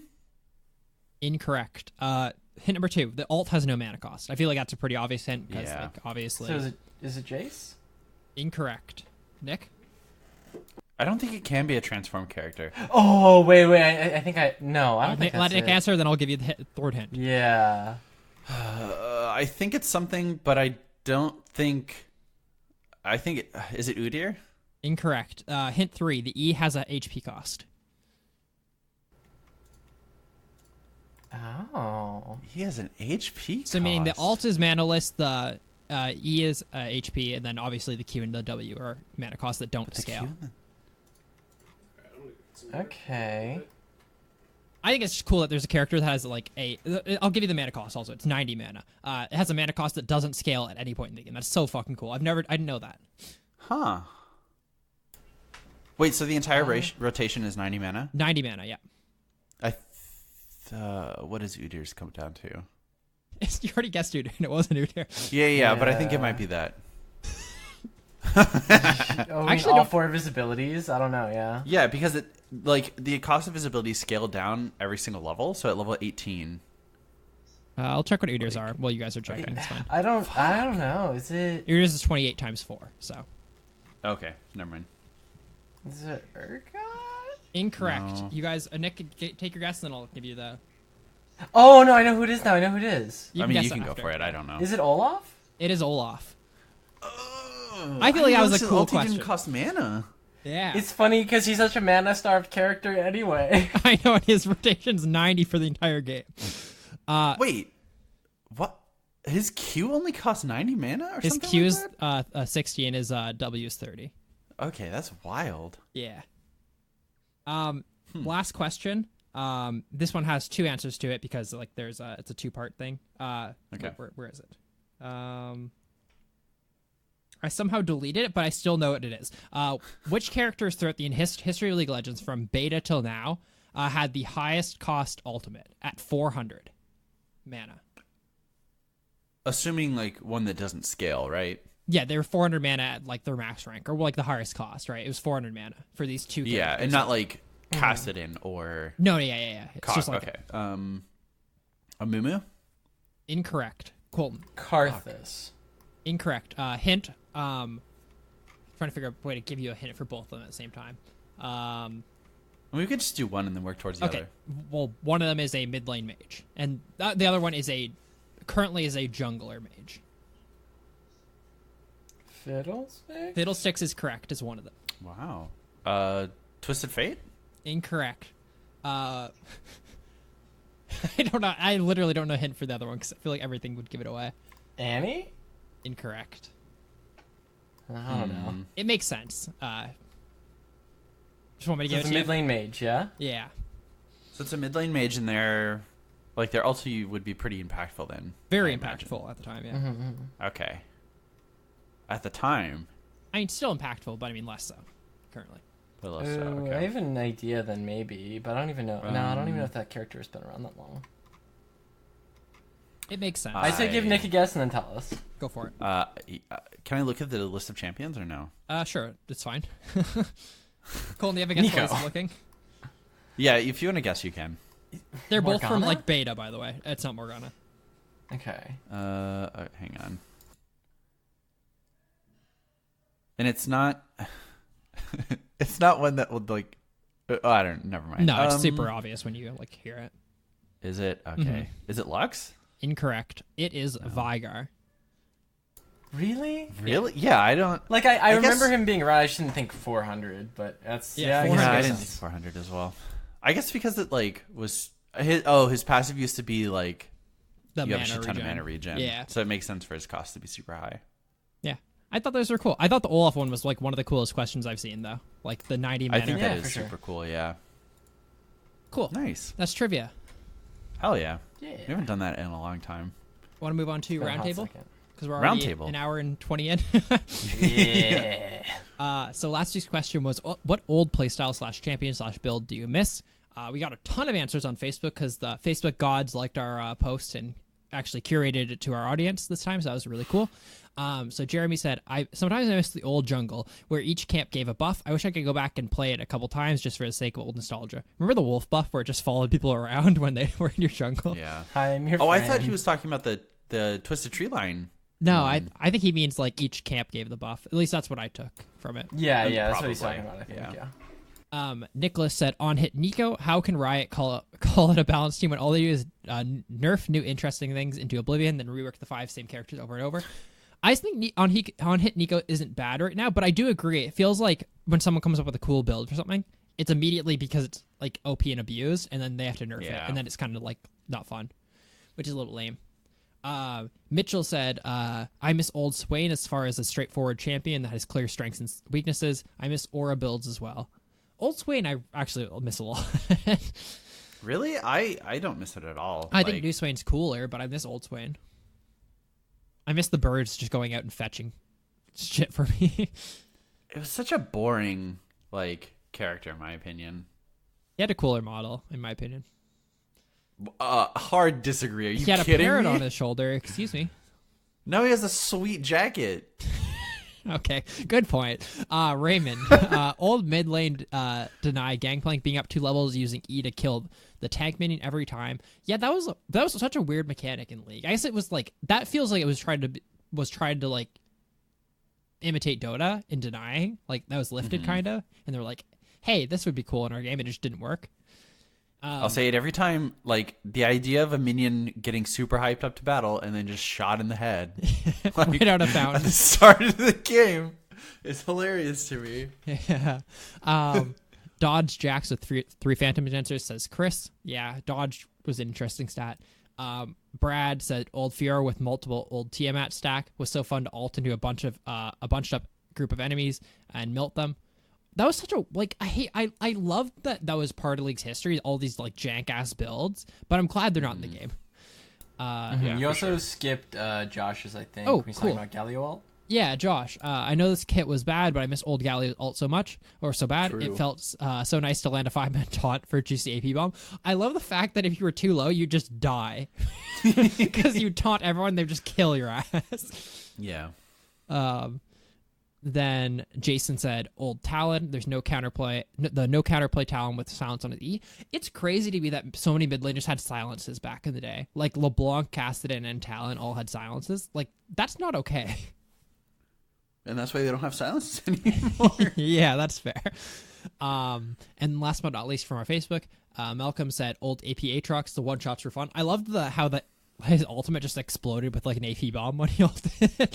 Jeez, yeah. Just out of place. From our Discord, Gearbox Dragon said, point and click stun Tark. Also, remember when Soraka could restore mana? Remember when she could restore mana to herself? Dumb. Donkey on release Camille losing a trade and healing up with that W spam on the wave was the most overloaded champ in the game at the time. First champ to get me out of silver, missing it loads. I remember the video where they were comparing an old character and a new character's abilities, and I think it was Camille was the one where it's her text was 4 pages long versus some character was just one line. Yep. Yeah, that's how you know characters are good. Guitar Guru said, if you want content, I'm gonna say Rise. You guys can decide which version was the best. I missed his jumpy E thing, the bouncy E, the ball that bounced off shit. Yeah. It was when you would ult and then all your spells would do AoE. I just meant but your E would just be I meant season 1 Rise where literally E was the ball that bounced between 2 targets, kind of like yeah, he could bounce between himself. Yeah. I forgot about that. Matt 6577 said, I miss the old board, but I loved the new one. Would take Hail Blades on him, and it was fun as fuck. I would do it with a guy who played Scar in our jungle. We'd just have him drag the enemy 80 carry to me, and I'd just burst him down so fast with Hail Blades and instantly have an 80 carry ghost to turn the fight into a 64. I feel like Mord was one of the most unique characters in the game that got removed. I feel like the dragon thing was so unique, but I'm glad it's not in the game again, I guess, but yeah. I'm going to miss it, I think. And last but not least, Cowboy Otter said, old York, go fuck yourself. Yeah, true. No one enjoyed that. 0 people enjoyed old York. Yeah. Cool. So this week's roundtable question, if you could ban an item in game, what would you ban and why? Zonias! Yeah, I know you'd ban Zonias every game. It's so I feel like if you use it aggressively in a playmaking fashion, that's fine, right? Mm-hmm. You go in, you TF ulti in, everyone uses their spells that use Zonias. That's good. Mm-hmm. You play a huge bitch and just Zonias while another person is diving you into turret because you misplayed. No, that's not okay. I think I would be more okay with it if it worked Stasis did in literally every other game where cooldowns are also frozen. Mm-hmm. I'd be more okay with it, but I feel like it'd be easier to it's balance. just lame. It's like the whole DFG thing, right? Where There's some characters where, like, Kassadin is a great example. I think Kassadin's probably the best example in the game, where he's balanced around the fact that he can ult in at some point in the game, Zhonya's, then his ult's back up. Yeah. Whereas they could probably balance them better if Zhonya's didn't, like, lower cooldowns while you're in it. And it would be, like, a much worse item. Like, don't get me wrong, but, like, use it for the, like, buy it for the defensive capabilities, not the offensive ones. Yeah, I agree. Mm-hmm. What about you, Colton? Get rid of health potions. Make your mistakes in lane. No, my sister will like, no. She'll never be able to play again. That's targeted harass. Targeting the Cooper household. Now, just, make those mistakes in lane feel even worse, right? And then you have to just recall. I guess I should clarify. She's 10. Yeah. So. I do think that the health potions are probably the easiest thing for them to remove from the game currently. I feel like they could, honestly. I mean, yeah, but that's just a huge buff to characters with natural regen, right? Yeah. They'd have adjusted. What would you get rid of? So I was thinking about it for a while. I think my go-to would be something like what was it? ZZ Rot. I think ZZ Rot just promotes bad play styles. I hate split pushing in uninteractive gameplay. Even though it's not OP, I don't think ZZ Rot. I never go, man, he bought ZZ Rot, we're fucked. But whenever someone ZZ Rot backdoors me, I just want to not play. So I think that's why I'd remove it. That's fair. If you guys want to tell us what item you'd remove from the game and why, you can hit us up on our Facebook page at Leaguecast, send us an email, mail leaguecastpodcast.com, or come into our Discord and post it in our roundtable section. Cool. Nice. Let's move on to Cheese Pick. This cheese pick is courtesy of one of our listeners, Clarkin. Hit me up with a DM on Discord and was like, you gotta check this out. So it's Vi top, you go lethal tempo, max W, and then rush a frozen mallet, and then depending, if you're against an AP, you can go into Wit's End. Against AD, you can go into more, health items, stuff like a Titanic Hydra, Black Cleaver potentially. And basically you just stick onto them and auto them a million times, and it's pretty silly. But I definitely think it could work. So, Thank you, Clark. And I guess some guy in Korea plays it, and he's master, and he just plays a bunch of weird shit top, Tarek top and Vi top, and it seems fun. Do you ever see the EUW player who only plays top 80 Blitzcrank? No. He's high diamond. Mm-hmm. And I tried to play it. It's hard, dude. I don't know how the guys it's one of those things where I think the guy's just a really fucking good player and he's playing something shit, so he should be challenger, but he's actually D2 or something. Yeah. But it's he wins lane every game. It's who's that guy that he builds really weird Nidalee stuff. It goes lethal tempo. Oh man, I'll have to find a clip of it. He's just a good mechanical player and just I guess enjoys playing Nidalee. Yeah, that's what I mean. I feel like there's people like that who just hold themselves back by playing something bad or suboptimally. Yeah. Nice. Let's jump into mail fight. First one is from Logan on Facebook. He said, "Hey guys, pretty new listener. I love the content you put out.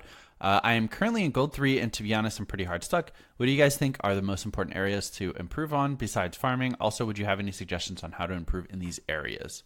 I think an easy one is itemization. Make sure that you're building items appropriate to the game.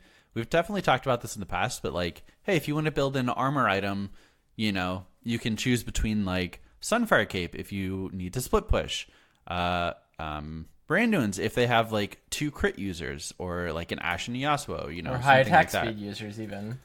Yeah, or high attack speed users, you can go Frozen Heart. If you need to initiate, then you can go Righteous Glory, stuff like that. Even though they do very similar things and the choice may not be as apparent, if you build a little bit more optimally, that'll be, even better. I agree. I think itemization is one of the easiest ones, honestly. Yeah, and I think another great thing with that is just go to pro builds and see what they're building, at least to get an idea of the core. Because if you're not building the right core on a character, it's totally shooting yourself in the foot. Yeah, I think it's important to see what they're building, but also why they're building it. So I don't know, find a double lift game and see I see in this game he built rapid fire cannon instead of a static shiv or a phantom dancer. Why? What are things that could have happened? Oh, okay. They had like a siege comp, and their goal was to just hit turrets the whole game, like something like that. You know, I think that's probably the best way to approach it. Nice, thank you, Logan. Next email is from Atro. It says, "Hey guys, been a long time since I've written an email to y'all, but with me getting back into League after a year-long break, I've started listening to the show again. I've rediscovered my love for support, and thus have picked up playing my baby boy Thresh again, in addition to adding Pyke to my roster. I find both of these champions to be incredibly fun because they tend to play more aggressively and have insane outplay potential. This brings me to what I want to say. Fuck enchanters. I solemnly believe that enchanter supports are the worst thing that ever happened to bot lane. This is heavily opinionated, so if you don't agree, that's totally fine. There's so many things I'd rather do than play against a Janna, Soraka, or Lulu that never engages, pokes, and then hides behind their AD carry all lane. Just goddamn fight me. I don't play League to glare at the enemy bot lane for 15 minutes until either jungler comes down here. You have to be so jaded as a person to genuinely enjoy playing enchanters for the gameplay and not just because you like winning with the least amount of effort. How do you feel about enchanters? There are some that I think have like more personality to them than others. Like I think Jen is a pretty boring character, but to put like Lulu in the same boat is, I think, a mistake.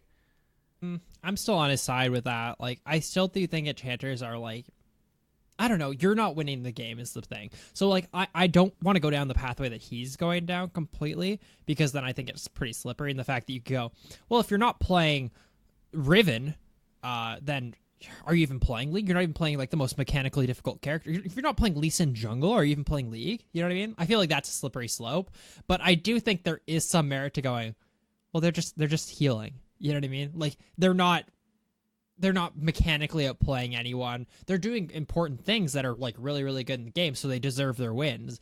But it does feel like you're doing less than, say, playing a carry role. But you could say the same thing for top lane or like tanks or whatever. So I don't know. I think it was a slippery slope. But there have been games where I've been like, that support player is really bad, but their AD carry is really good, so they won. And they're usually playing enchanters. But I don't think that should be something that should be removed from the game. Yeah, no, I completely agree. I'm just saying that I think I think there's merit to it, but it's not a slope that until you want to die on it for any means. Awesome. Thank you, Atro.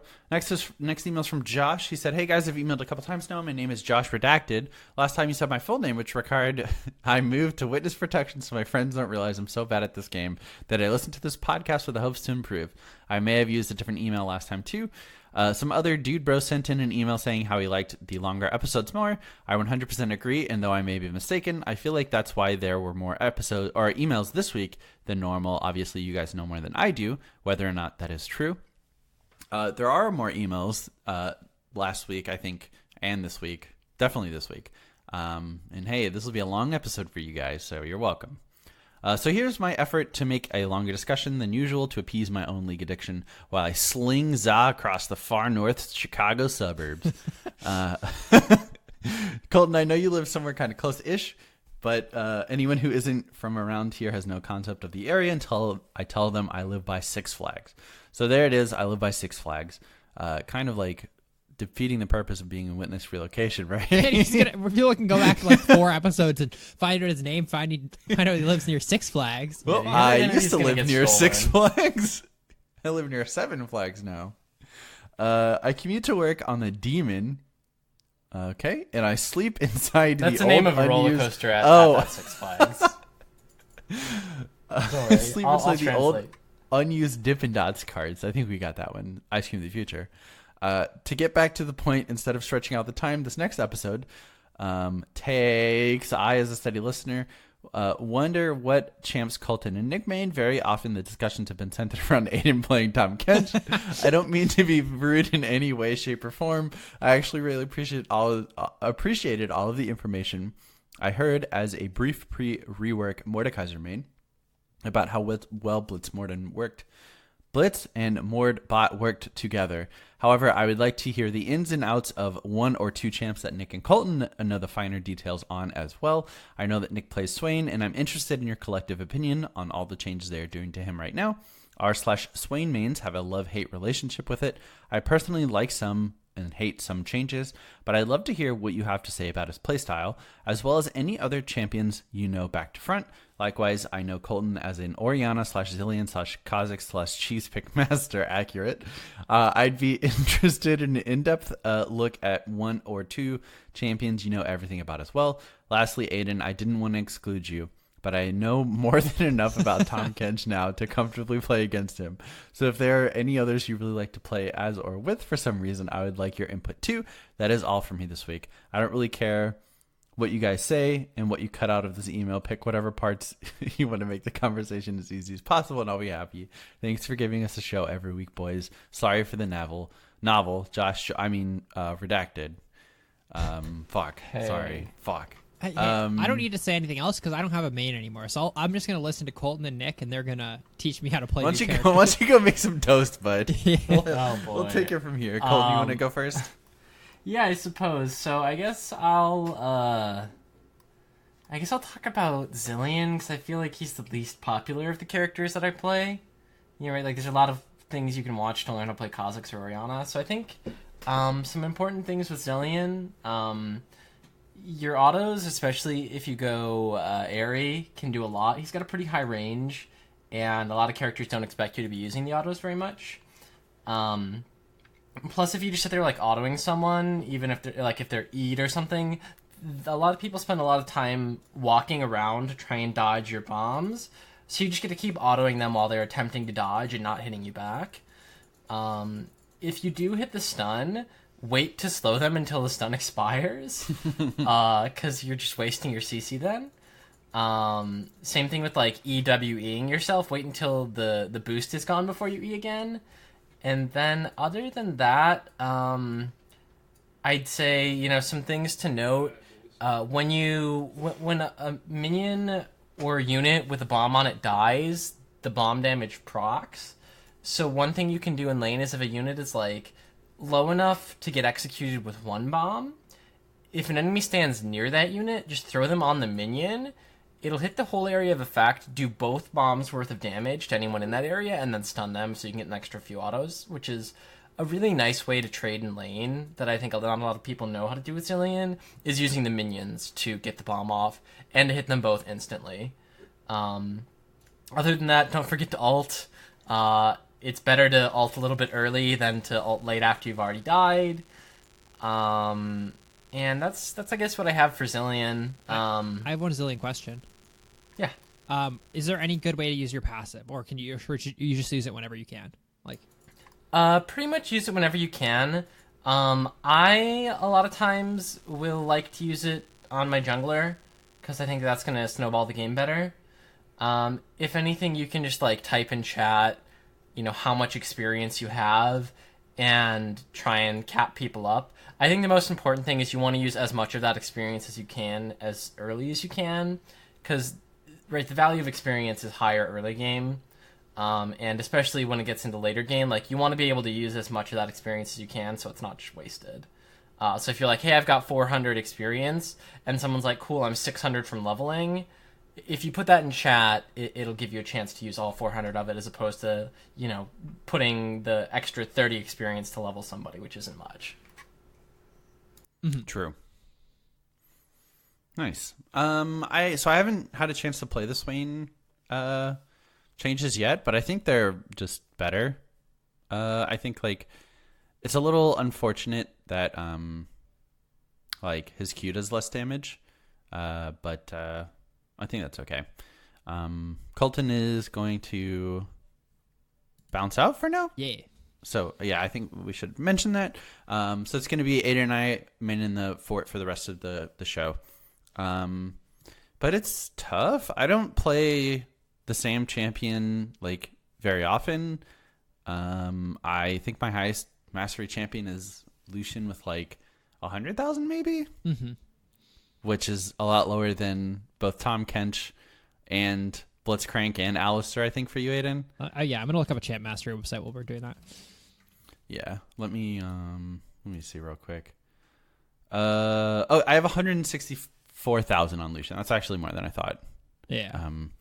But my next highest is like Caitlyn at 93 and then Jhin at 77. So like I don't play these champions quite often. But I think I'll probably talk about Lucian. His passive obviously is the double proc, and I think it's important to sort of realize with the passive that your auto attack is a cooldown as well. I've mentioned this on the show before, but like when Lucian came out and he wasn't super duper good, I watched like a lot of Doublelift because he was on CLG still.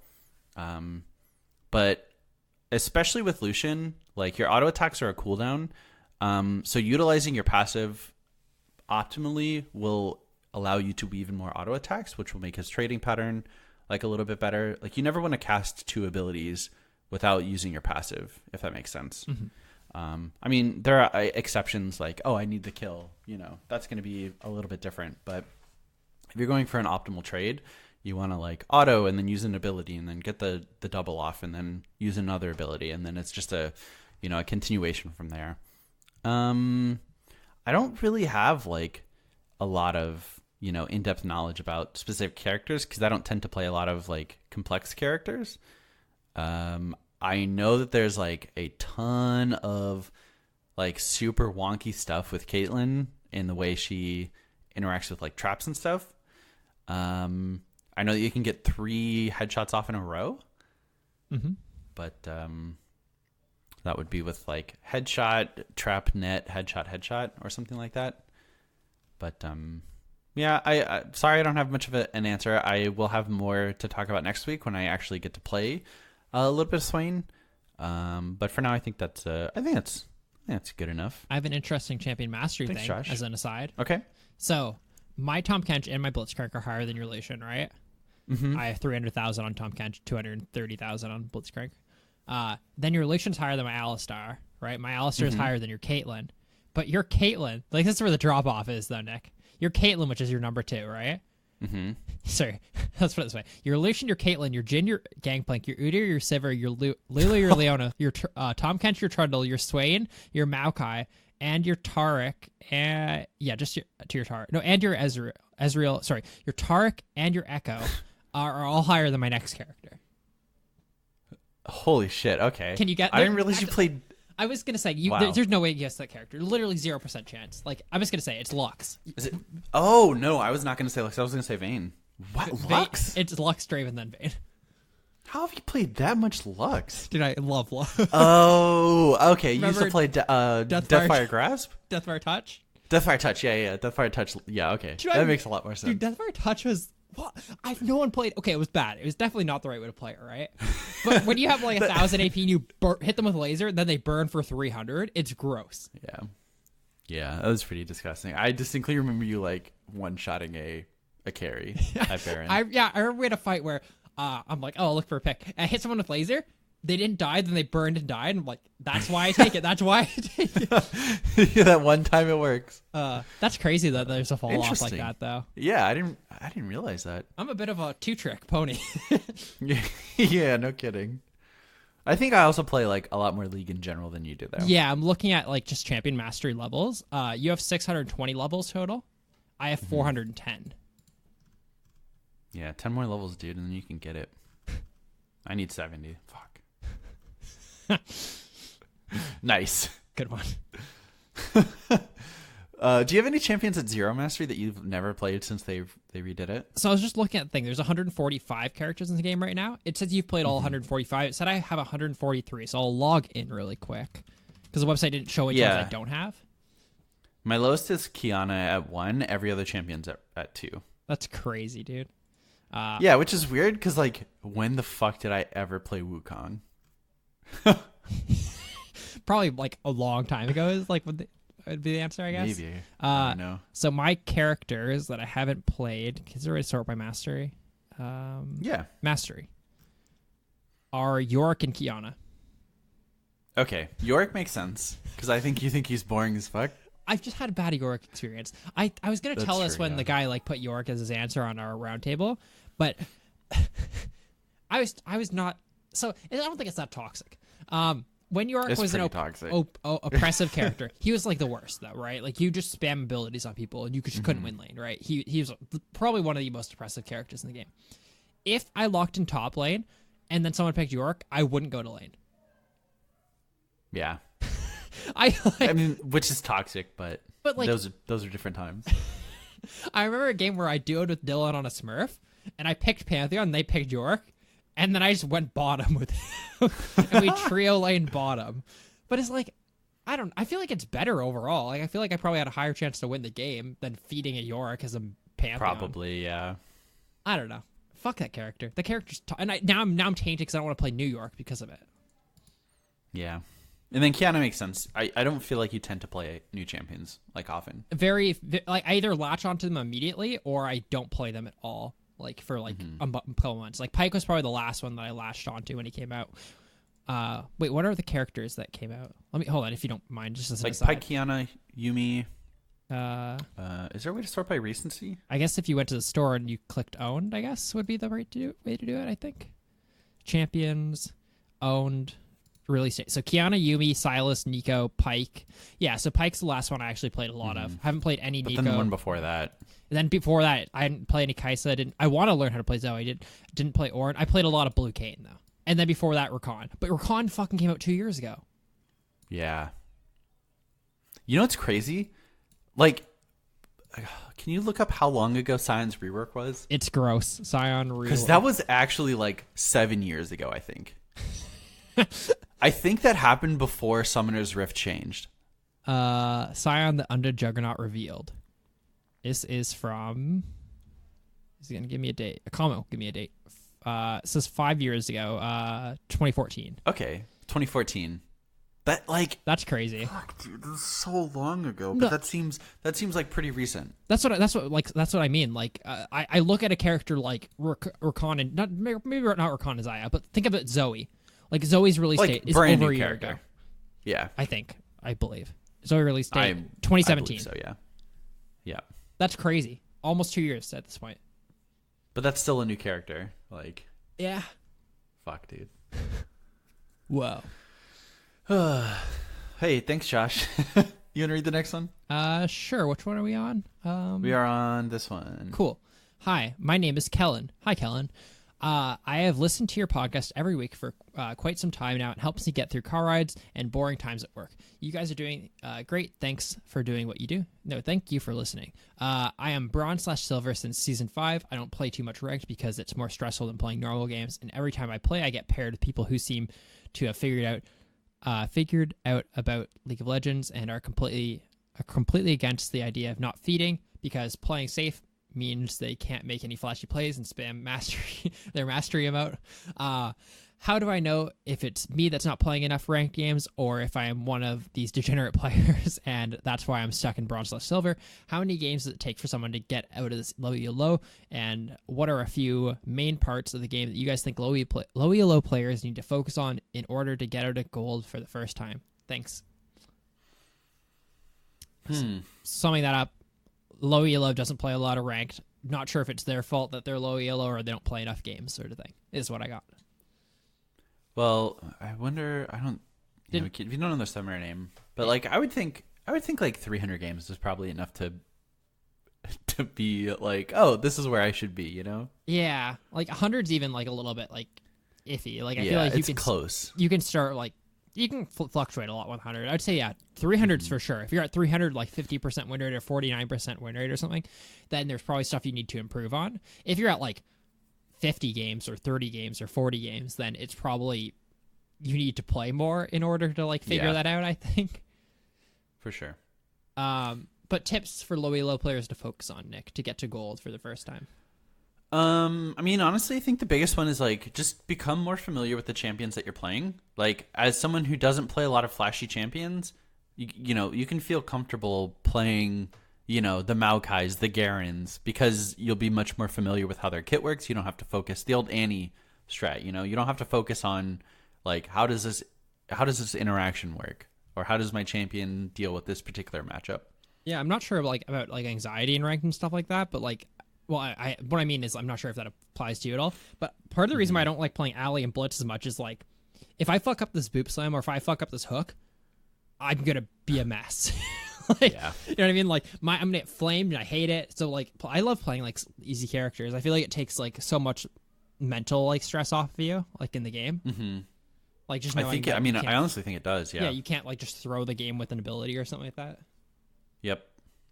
Yeah, I think just learning fundamentals of easy characters is like the number one thing. Like, don't play characters. Well, also, play the game for fun. First of all, if you're not enjoying the game, then you're not going to play enough to climb. So first, play characters that you enjoy, so that you want to play the game, so then you can play enough to climb, and then like try to switch to easier characters that you still enjoy and learn their fundamentals. Learn the fundamentals of the game, warding, CSing, what characters do, stuff like that. I feel like that's enough, honestly. Yeah, I think those are like good basics to focus on, and then you can start worrying about things like we talked about earlier with itemization. You know, knowing that you're not supposed to go like Storm Razor first item on most characters is going to be such a huge boon. Mm-hmm. So good luck, Kellen. You'll have to keep us updated. Yeah. Next email is from Running Back. And they say, hey guys, a few thoughts that I would appreciate your opinion on. Number one, with Sven Skaren being in the MVP race this season and Cloud9 playing such a hyper style with success, it makes me think back to TSM Sven and how he was the scapegoat for that team for 2 years. Do you think Sven got better, or is TSM just the worst team in the LCS to play for in the jungle? I think we will answer these like as we go. I think Sven's always been like pretty solid. And I do think it is mostly down to TSM being just a very difficult team to play on. I think they have, like, their fans in general have, I'm trying not to be, like, biased, but, and put it in the words that I want to, have come to expect a certain level of success. And when the team doesn't reach that level through, like, things that may be no fault of their own, like, nothing they can really do about the Team Liquid situation where they just threw a ton of money like to everyone except Doublelift. They could have done something with that. Like it's hard for a player who is expected to like make plays like Sven was to actually like be able to make those plays without fear of criticism. Mm-hmm. I also think it's fair to even say, like, you said TSM fans have come to expect. I think the entire world has come to expect. Like, everyone who is in esports, doesn't matter if you follow LPL, LCK, EU, TSM is the team that does well. You know what I mean? Yeah. And I feel like that is hard to play for. I mean, it's you, and as a role that like makes plays, right? Obviously, Bjergsen's a pretty solid rock, but like even you see players like Sven, their AD carry, like starting to falter a little bit, probably because like there's so much pressure on those players. Mm-hmm. Yeah, and I mean, as teams tend to like get better and players tend to get better, like this old guard, will eventually become more obsolete. It's sort of like why we don't see a lot of players from back in the day like maintain that high level of play. Mm-hmm. There's like no players from like season 1, 2. Like honestly, I mean, I think the only one is like Doublelift, right? Yeah. When did Xmithy like, start maybe playing? Xmithy? Yeah, we both went to that. Yeah, dude. Guess how old Xmithy is, 30. by the way? He's 28. Oh, I thought he was 30 for some reason. Which seems wild for he's, a video game player. No, he's the oldest pro in NA. I know that because I know TS. I do see the post that was like all the average age. Yeah, I did. Yeah, and TL's average age is 25 point something, whereas like most teams are 22, 21. I think TSM's 21.4 or something like that. Yeah, it's something pretty low. That's crazy. Did you also see the formatting for that where Optic was like, there's a fucking... Did you hear that? Yeah. That's a jet outside of my house, I guess. Okay. That's a little scary. That's a little scary. Interesting. That's with headphones on. Yeah. Did you see the formatting where like Optic Gaming was green and black except the numbers were in black so you could only see the black on green? Yeah, it was not. Yeah. Anyway, let's get back to this. Question number 2. After Aiden mentioned Tank Karma Top, I played about 5 or 6 games and ran into some rough matchups. Tom, who I thought would be free, just walked at me and ate me whenever I overreached for a Kleptoproc. Mordekaiser was not enjoyable and Urgot wrecked me. I was almost giving up when I stumbled into a full top game with last pick and the enemy team locks in a Garen. It was one of the most enjoyable games of League I've ever played, but I'm wondering if you have counter pick top, who would you see picked on the other team that makes you insta-lock Karma Top? So, this might sound like the wrong answer that you want, but I would say almost every single melee character in the game. I do think the ones you played against were, like, bad eggs. I think old Tom was pretty good into her. I think if you don't give him a lead early, then she's fine into him after she gets like 40% CDR. But before that, he does kind of roll over her. As for Mordekaiser and Urgot, I think Mordekaiser and Urgot are like the only like melee characters. Maybe if Kled is like the other exception that can roll over tank Karma. Urgot's ranged. So I always think of him as a melee character. Yeah. But yeah, I honestly think like I'd pick her into literally any tank, Riven, Aatrox, almost any single melee character in the game. I think some ranged characters are a little bit scary, but even like low damage early game rage characters, like I don't think Gnar is that bad. I think Kennen's a little bit spooky, Jace a little bit spooky, but honestly, I feel like you got a couple bad batches, and honestly, the character becomes easier the better you know your ranges and cooldowns. If you can play at max range consistently with tank top Karma, like those matchups are super, super free, with the exception of the couple that we mentioned. Yeah. Nice. Number 3, what are your thoughts on Poppy Jungle and the mid-gold elo? I've been playing it with an okay win rate. However, I never see anyone else play it, and it's not even in the recommended Jungle Champs list. Playable up to plat or no? I mean, I think Poppy's just not popular, like, in general right now. Interesting. I think her ganks definitely got a lot better, like with the buff to W. I mean, I think anything's playable, like to plat and above, if you're good enough. The cool thing about her now with the ground and slow is that you don't have to hit a slam into a wall for her gank to be good. As if they have a dash, you just have to run and slam into them. Hopefully not push them to their tower. But if they have a dash, they literally can't use it because then you block them and slow them. Yeah. So no matter what, you're going to be on them doing damage, which is cool. I had or you get their flash. Yeah, I had a couple Poppy jungles early season ranked, and like one of them was a Poppy jungle main, and she was really, really good. Her clear is really solid. She's like healthy in her clear. I do think her ganks are a little bit weak though without the wall stun, but maybe it's better with the W now. So yeah, I mean it's got to be better, but who knows if it's like good. Yeah, I just think that like her main advantage is she has a super like healthy clear and it's super easy with AoE. Yeah. Question 4. I've been listening since season 4, and after your discussion on show length, it got me reminiscing so hard. Those 2 to 3 hour episodes were amazing. I understand why you keep it short these days. However, if you want to bump up the episode to an hour and a half, I wouldn't complain. I'm glad we have your approval, because this one's testing it. Yeah, I feel like we average like an hour. I feel like it's very rare that we go under an hour. Yeah, but like I think an hour and a half is just hard sometimes. Yeah, I think like so we've seen a lot of comments like this, right? And I think we kind of like as a group have come to the decision that like we would rather put out an hour of like super high quality content than like grind out for 3 hours trying to meet an arbitrary like time limit. You know, like we're not going to make the show short because we're at a specific time limit, but we're also not going to try to, you know, drag on specific segments and do the show when there's really nothing there, I guess. Yeah, it's not like I mean, okay, I was going to say it's not like we cut sections. We literally cut Metakaiser tonight. But also, we're at 2 hours. I mean, yes. Yeah, I think there are like exceptions. It's not like we cut Metakaiser to make an hour time, I guess. It's like a better example, right? We cut Metakaiser because we don't want the podcast to be 2.5 hours. Yeah. So I appreciate all the like love that we've gotten, and I'm very excited to see that everyone's like been enjoying it. But I don't think it's like super feasible for us to have the show be that long. Like I don't think we want to do it like in the first place, and I don't think that the quality of the episode would be as good as it maybe seems. That being said, like when we need to, like tonight we're doing a 2-hour episode because there was enough content for a 2-hour episode with emails and a super long patch. It's not like we're going to cut that into 2 different episodes, right? We do it when we need it. We're just not going to arbitrarily extend it to cover more, I think. So like if you guys send a ton of emails every week, I mean, I'm sure our episodes will be like an hour and a half, I guess. Yes. However, I don't think we should aim to send in like a billion emails every single week so we do reach that arbitrary point. No, I'm just saying it's not like we're going to cut stuff like that to make it an hour. Yeah, I mean, like it's not like we're reading all the like every single email that we're getting this week. You know, it's not like we're going to push those back. But yeah, I'm glad that everyone's enjoying it. But I'll be honest, I do not long for those 3-hour nights.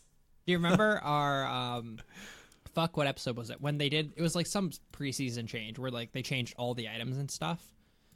And the episode was 3 hours 45 minutes. I think is our longest episode. It was I think it was just you, Chris, and I. Yeah, it was the three of us. Yeah, back when I would wake up late to yeah to do this show. Oh, Nick's where's Nick? Oh, he's probably sleeping. Yeah. I mean, okay. To be fair, 12-hour nights like sucked, but yeah. Thanks, running back. Not last but not least either. That's how the saying goes. I think it should be that. This is from Nipla, and he says, "Hey, my dudes, short time listener here." That's a new one. I switched from an app to Spotify recently for all of my podcasts and have been listening to you guys for a few months now. Top tier podcast. Unfortunately, I don't have enough time to play League enough between work and school. That I would only get 3 to 4 games in on a weekend. So you guys really help me keep up to date on game knowledge.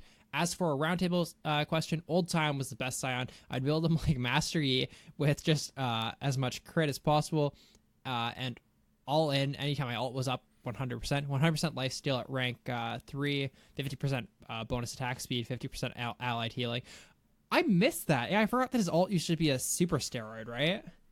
Yeah, and his E, remember you could turn on and it would cost you health? Yeah. But it would give you like 50 attack damage. Dude, Scion was cool. I will say Scion was cool. New Scion, way cooler. You remember point and click AP Scion top? 1-to-1 ratio, yeah. On a point to click stud, yeah. Yep, and on his shield. I used to run... He had a 2.0 ratio on 2 abilities. Me and my friend, we used to play duo top, like no jungle, and we used to run Scion Morgana. So one of us would hit point and click. It was a 3-second stun, by the way, on his point and click, if people didn't know, with a 1-to-1 ratio. And then you'd hit a 3-second stun, and then Morgana would hit a 3-second snare, and you just beat on him. Wasn't one of them like during the first Earth you could go Scion Taric? That would. And it was like back when Taric was point and click. Yeah. So you just had 2 point and clicks done. Yeah, that's so dumb. Oh yeah. I forgot about old Scion too. Yeah. And you give you max HP if you last hit with your Eon. Yeah. Damn. The good old days. Yeah. I'm so glad that we have the history of like borked League that I would never want to play with, but I'm glad. Oh, absolutely. Absolutely. Oh god, fucking season 1 Evelyn, dude. Mm-hmm. Jesus. All right. Last but least, Blooper. Blooper says, "Hey guys, I've always heard people talk about the ranked ladder being compromised by boosted players, but far more than ever in season 9 due to how the season started. So my question is, would you be in favor of a hard ranked reset in Season 10? I think Riot could get a lot of backlash for it, but after 9 seasons of only soft resets, would it lead to a healthier ladder eventually? Thanks, Blooper." Yes, eventually. Eventually, yes. It'd fucking be a nightmare, though. Yeah, I think that's the thing. Like, eventually, yes. Should players, should they go through with that? Probably not. So there's positives and negatives, right? I think, how about this? As a good compromise, I think they should do a harder soft reset. Yeah, that's what I was going to say. I don't think a hard reset, a harder reset, yes. Maybe a harder reset for specific accounts. Yeah. For example, when I play my first placement game this season, I got placed Plat 2 in my provisional, right? And then after my 6 other games, I was D4, right? In theory, I should be reset to maybe Plat 4 Gold 1. You know what I mean? As a good starting point, and then maybe the max I can get to is Plat 3. I think that would be fair. I think the problem with a full hard reset is it ruins ladder for 3 months. Yeah. Because and there's positive and negative experiences. Obviously, the most obvious one being the fact that there's challenger players and Iron 4 players in the exact same ELO. That's problematic. So games are a coin flip more than they currently are. There's the positive of these Iron players being happy that they are silver for a while. but they will eventually fall back down, which I think is a negative thing for people's mental. Because like if you're an Iron 4 player and you get reset to, say the average is Plat 3, right? I mean, sorry, not Plat 3, Silver 3. They reset everything to Silver 3. Those players will probably place Bronze 1, and then they're going to go back to Iron because they're an Iron 4 player. And I feel like that's not a negative. I mean, that's not a positive thing to set up for people. I just don't know. I feel like there's way too many negatives, and honestly, like ranked would be even more of a disaster than it currently is. If you could do that and then hit a button, fast forward time 6 months, it would probably be better. Honestly, right? Like in theory, it'd be a better environment after like everyone finally plays their games. But until then, it would be a nightmare. Yeah, I think so too. I'm down though. Yeah, Fuck it. Yeah, It'd be so much fun. Dude, you play a game, you're like, okay, this guy was this is the rank 1 player on ladder. Oh, this guy was Iron 2. Oh, weird. My jungler is rank 1. My mid laner is bronze 3. Okay. Like, fuck, dude, the quality of those games would be either the highest of all time or the lowest. This is like some league history. Do you remember when what was that organization, like the Lizard something? Like the people who the hackers, Lizard Gaming, you know what I mean? The hackers who like would like shut down like Sony and shit like that. Do you remember when they like boycotted League for a bit? Yeah, I remember when they got into League, and you remember what they did to one player? No, Saint Vicious, whose ELO was the highest. He was number 1 ladder. His ELO is 3,337, I believe. And you know what they did? I don't know how they had the power to do this. They reset his ELO to 7. This is like season 1. They changed his ELO to 7. So he had to do. I don't remember that. He had to deal with someone who was like 600 ELO. He would like find some like terrible player, so his queue time wouldn't be 8 hours because there's no one at 7 ELO. Yeah. So it would bring his ELO up to like 400 because he's doing someone who has like 600 ELO, and then he'd still have like a 20-minute queue time, and then it would just be the worst players in the entire game. Yeah, okay, so for context, 1,500 was gold. 15, yeah. So, like, 7? Yeah. The cutoff for, like, to get ranked in Season 1, you had to have 1,200 ELO to become bronze. Yeah. Mm-hmm. If you were below 1,200, you would be unranked. Well, I wasn't it, like, bronze was 0 to 1,200 or something I literally like that? think Season 1, it was like 1,100 or 1,200 was you became bronze. Okay, I think I below that, you were just didn't have a rank. That's so funny. Because I remember being proud that I hit bronze. Yeah. Yeah, I feel like every single person in Season 1 was bronze. Or unranked. Bronze or unranked, one or the other. Hold on, did I ever talk to... Hold on, Season 1 ranked. So you know how... what is bronze right now? Is there a way to check, like, league... Oh, the distribution? Distribution. Can you look up league distribution for the season? I want to look up Season 1. Yes. Pardon my my typing. It's fine. We're at the end I of the mean, show. no one's listening at this part, right? Yeah. Like, just get... Yeah, because I'm curious where bronze, silver, and gold lie. Okay, July 2019, according to esportstales.com. Mm-hmm. I don't fucking know. Bronze 1 to Iron 4 accounts for 6% of the population? So No, that can't be right. I don't know how. Okay, here we go. Here, percentile. Bronze 1 is 86.77. Silver 4, I think is 80.46%. So their top 80% is silver? Fuck. I'll rank distribution. Okay, distribution here. Sorry, I just scrolled down. Yeah. Distribution: Iron 2.5%, Bronze 17%. Okay. Yeah, I found it. I'm not sure if you're using op.gg. It's actually easier to use. Oh, Iron 4 is obviously top 100%. Makes sense, right? Bronze 4. Let's just look at the top of that. How about that? Actually, no, it's bottom makes sense. Yeah, bottom. So bronze 4 is top 97%, right? So if you are bronze 4, you are top 97% of players. Bronze in Season 1 was top 25% of players. Okay. Silver this season is Silver 4, top 78% of players. Silver Season 1 was top 10% of players. Gold, which is now top 43% of players, was top 3% of players. And Platinum, which is now top 14, which I guess is hard. I think Diamond's probably a better display of that, Diamond is currently top 3, and Platinum used to be top 0.2. And to hit Platinum in Season 1, you had to be 1900 or above ELO. So St. Vicious was 1000 ELO, 1400 ELO above Platinum. Yeah. Like, fuck, dude. They made it so hard to be bronze. Mm-hmm. Top and 25? every single person in the game was bronze. Oh, fuck. Yeah, that's cool. I missed that shit. I wonder if there's probably VODs. There better be VODs. There has to be VODs, yeah. Let me just, like, that'd be fun to watch. I'm just going to quickly Google it really quick. Because if there is, I would really recommend this. These are some of the best games. St. Vicious, 7 ELO ranked game. St. Vicious and maybe. I'm sure there's got to be at least one game online. Like, they were the best things in the world to watch, man. Yeah, if we can find them, we'll link it in our Discord. Yeah. How about that? That was good. But hey, that'll do it. We made it, dude. End of the show. Follow us on Twitter at Leakcast and at LeakcastFrost. On Facebook, we are Leakcast. ts.leakcastpodcast.com is where you can hang out with us on TeamSpeak.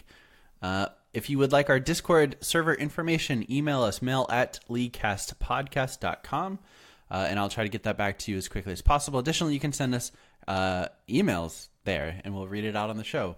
Twitch.tv/bluebasket and /King Lardout are where we stream. I am hoping to have something a little special planned soon. I think I want to play through all of the Dark Souls series with like one character. So that'll be fun. And then support us on Patreon, patreon.com/Leakcast. We forgot to read out the names. Should we do that now? Or We'll do it next week. I think it's fine. Yeah, we'll do it next week. We'll do it next week. But we haven't forgotten. We kind of just jumped. Colton forgot. He was the host this episode. Yeah. So if you see him, you can say what. We should have another one of those like memes. You know. Oh. Like we really blew basket. There's no way he listens to 2.5 hours. Like he fucked us last. Yeah, there's no way. To remind him that he forgot to read the patron stuff. You really blue peed that for blue Patreon. Blooped. You really blooped it. Okay. All right. Thanks for listening to this marathon, and we'll see you next week for that whatever episode that is. Thanks. Bye. Bye.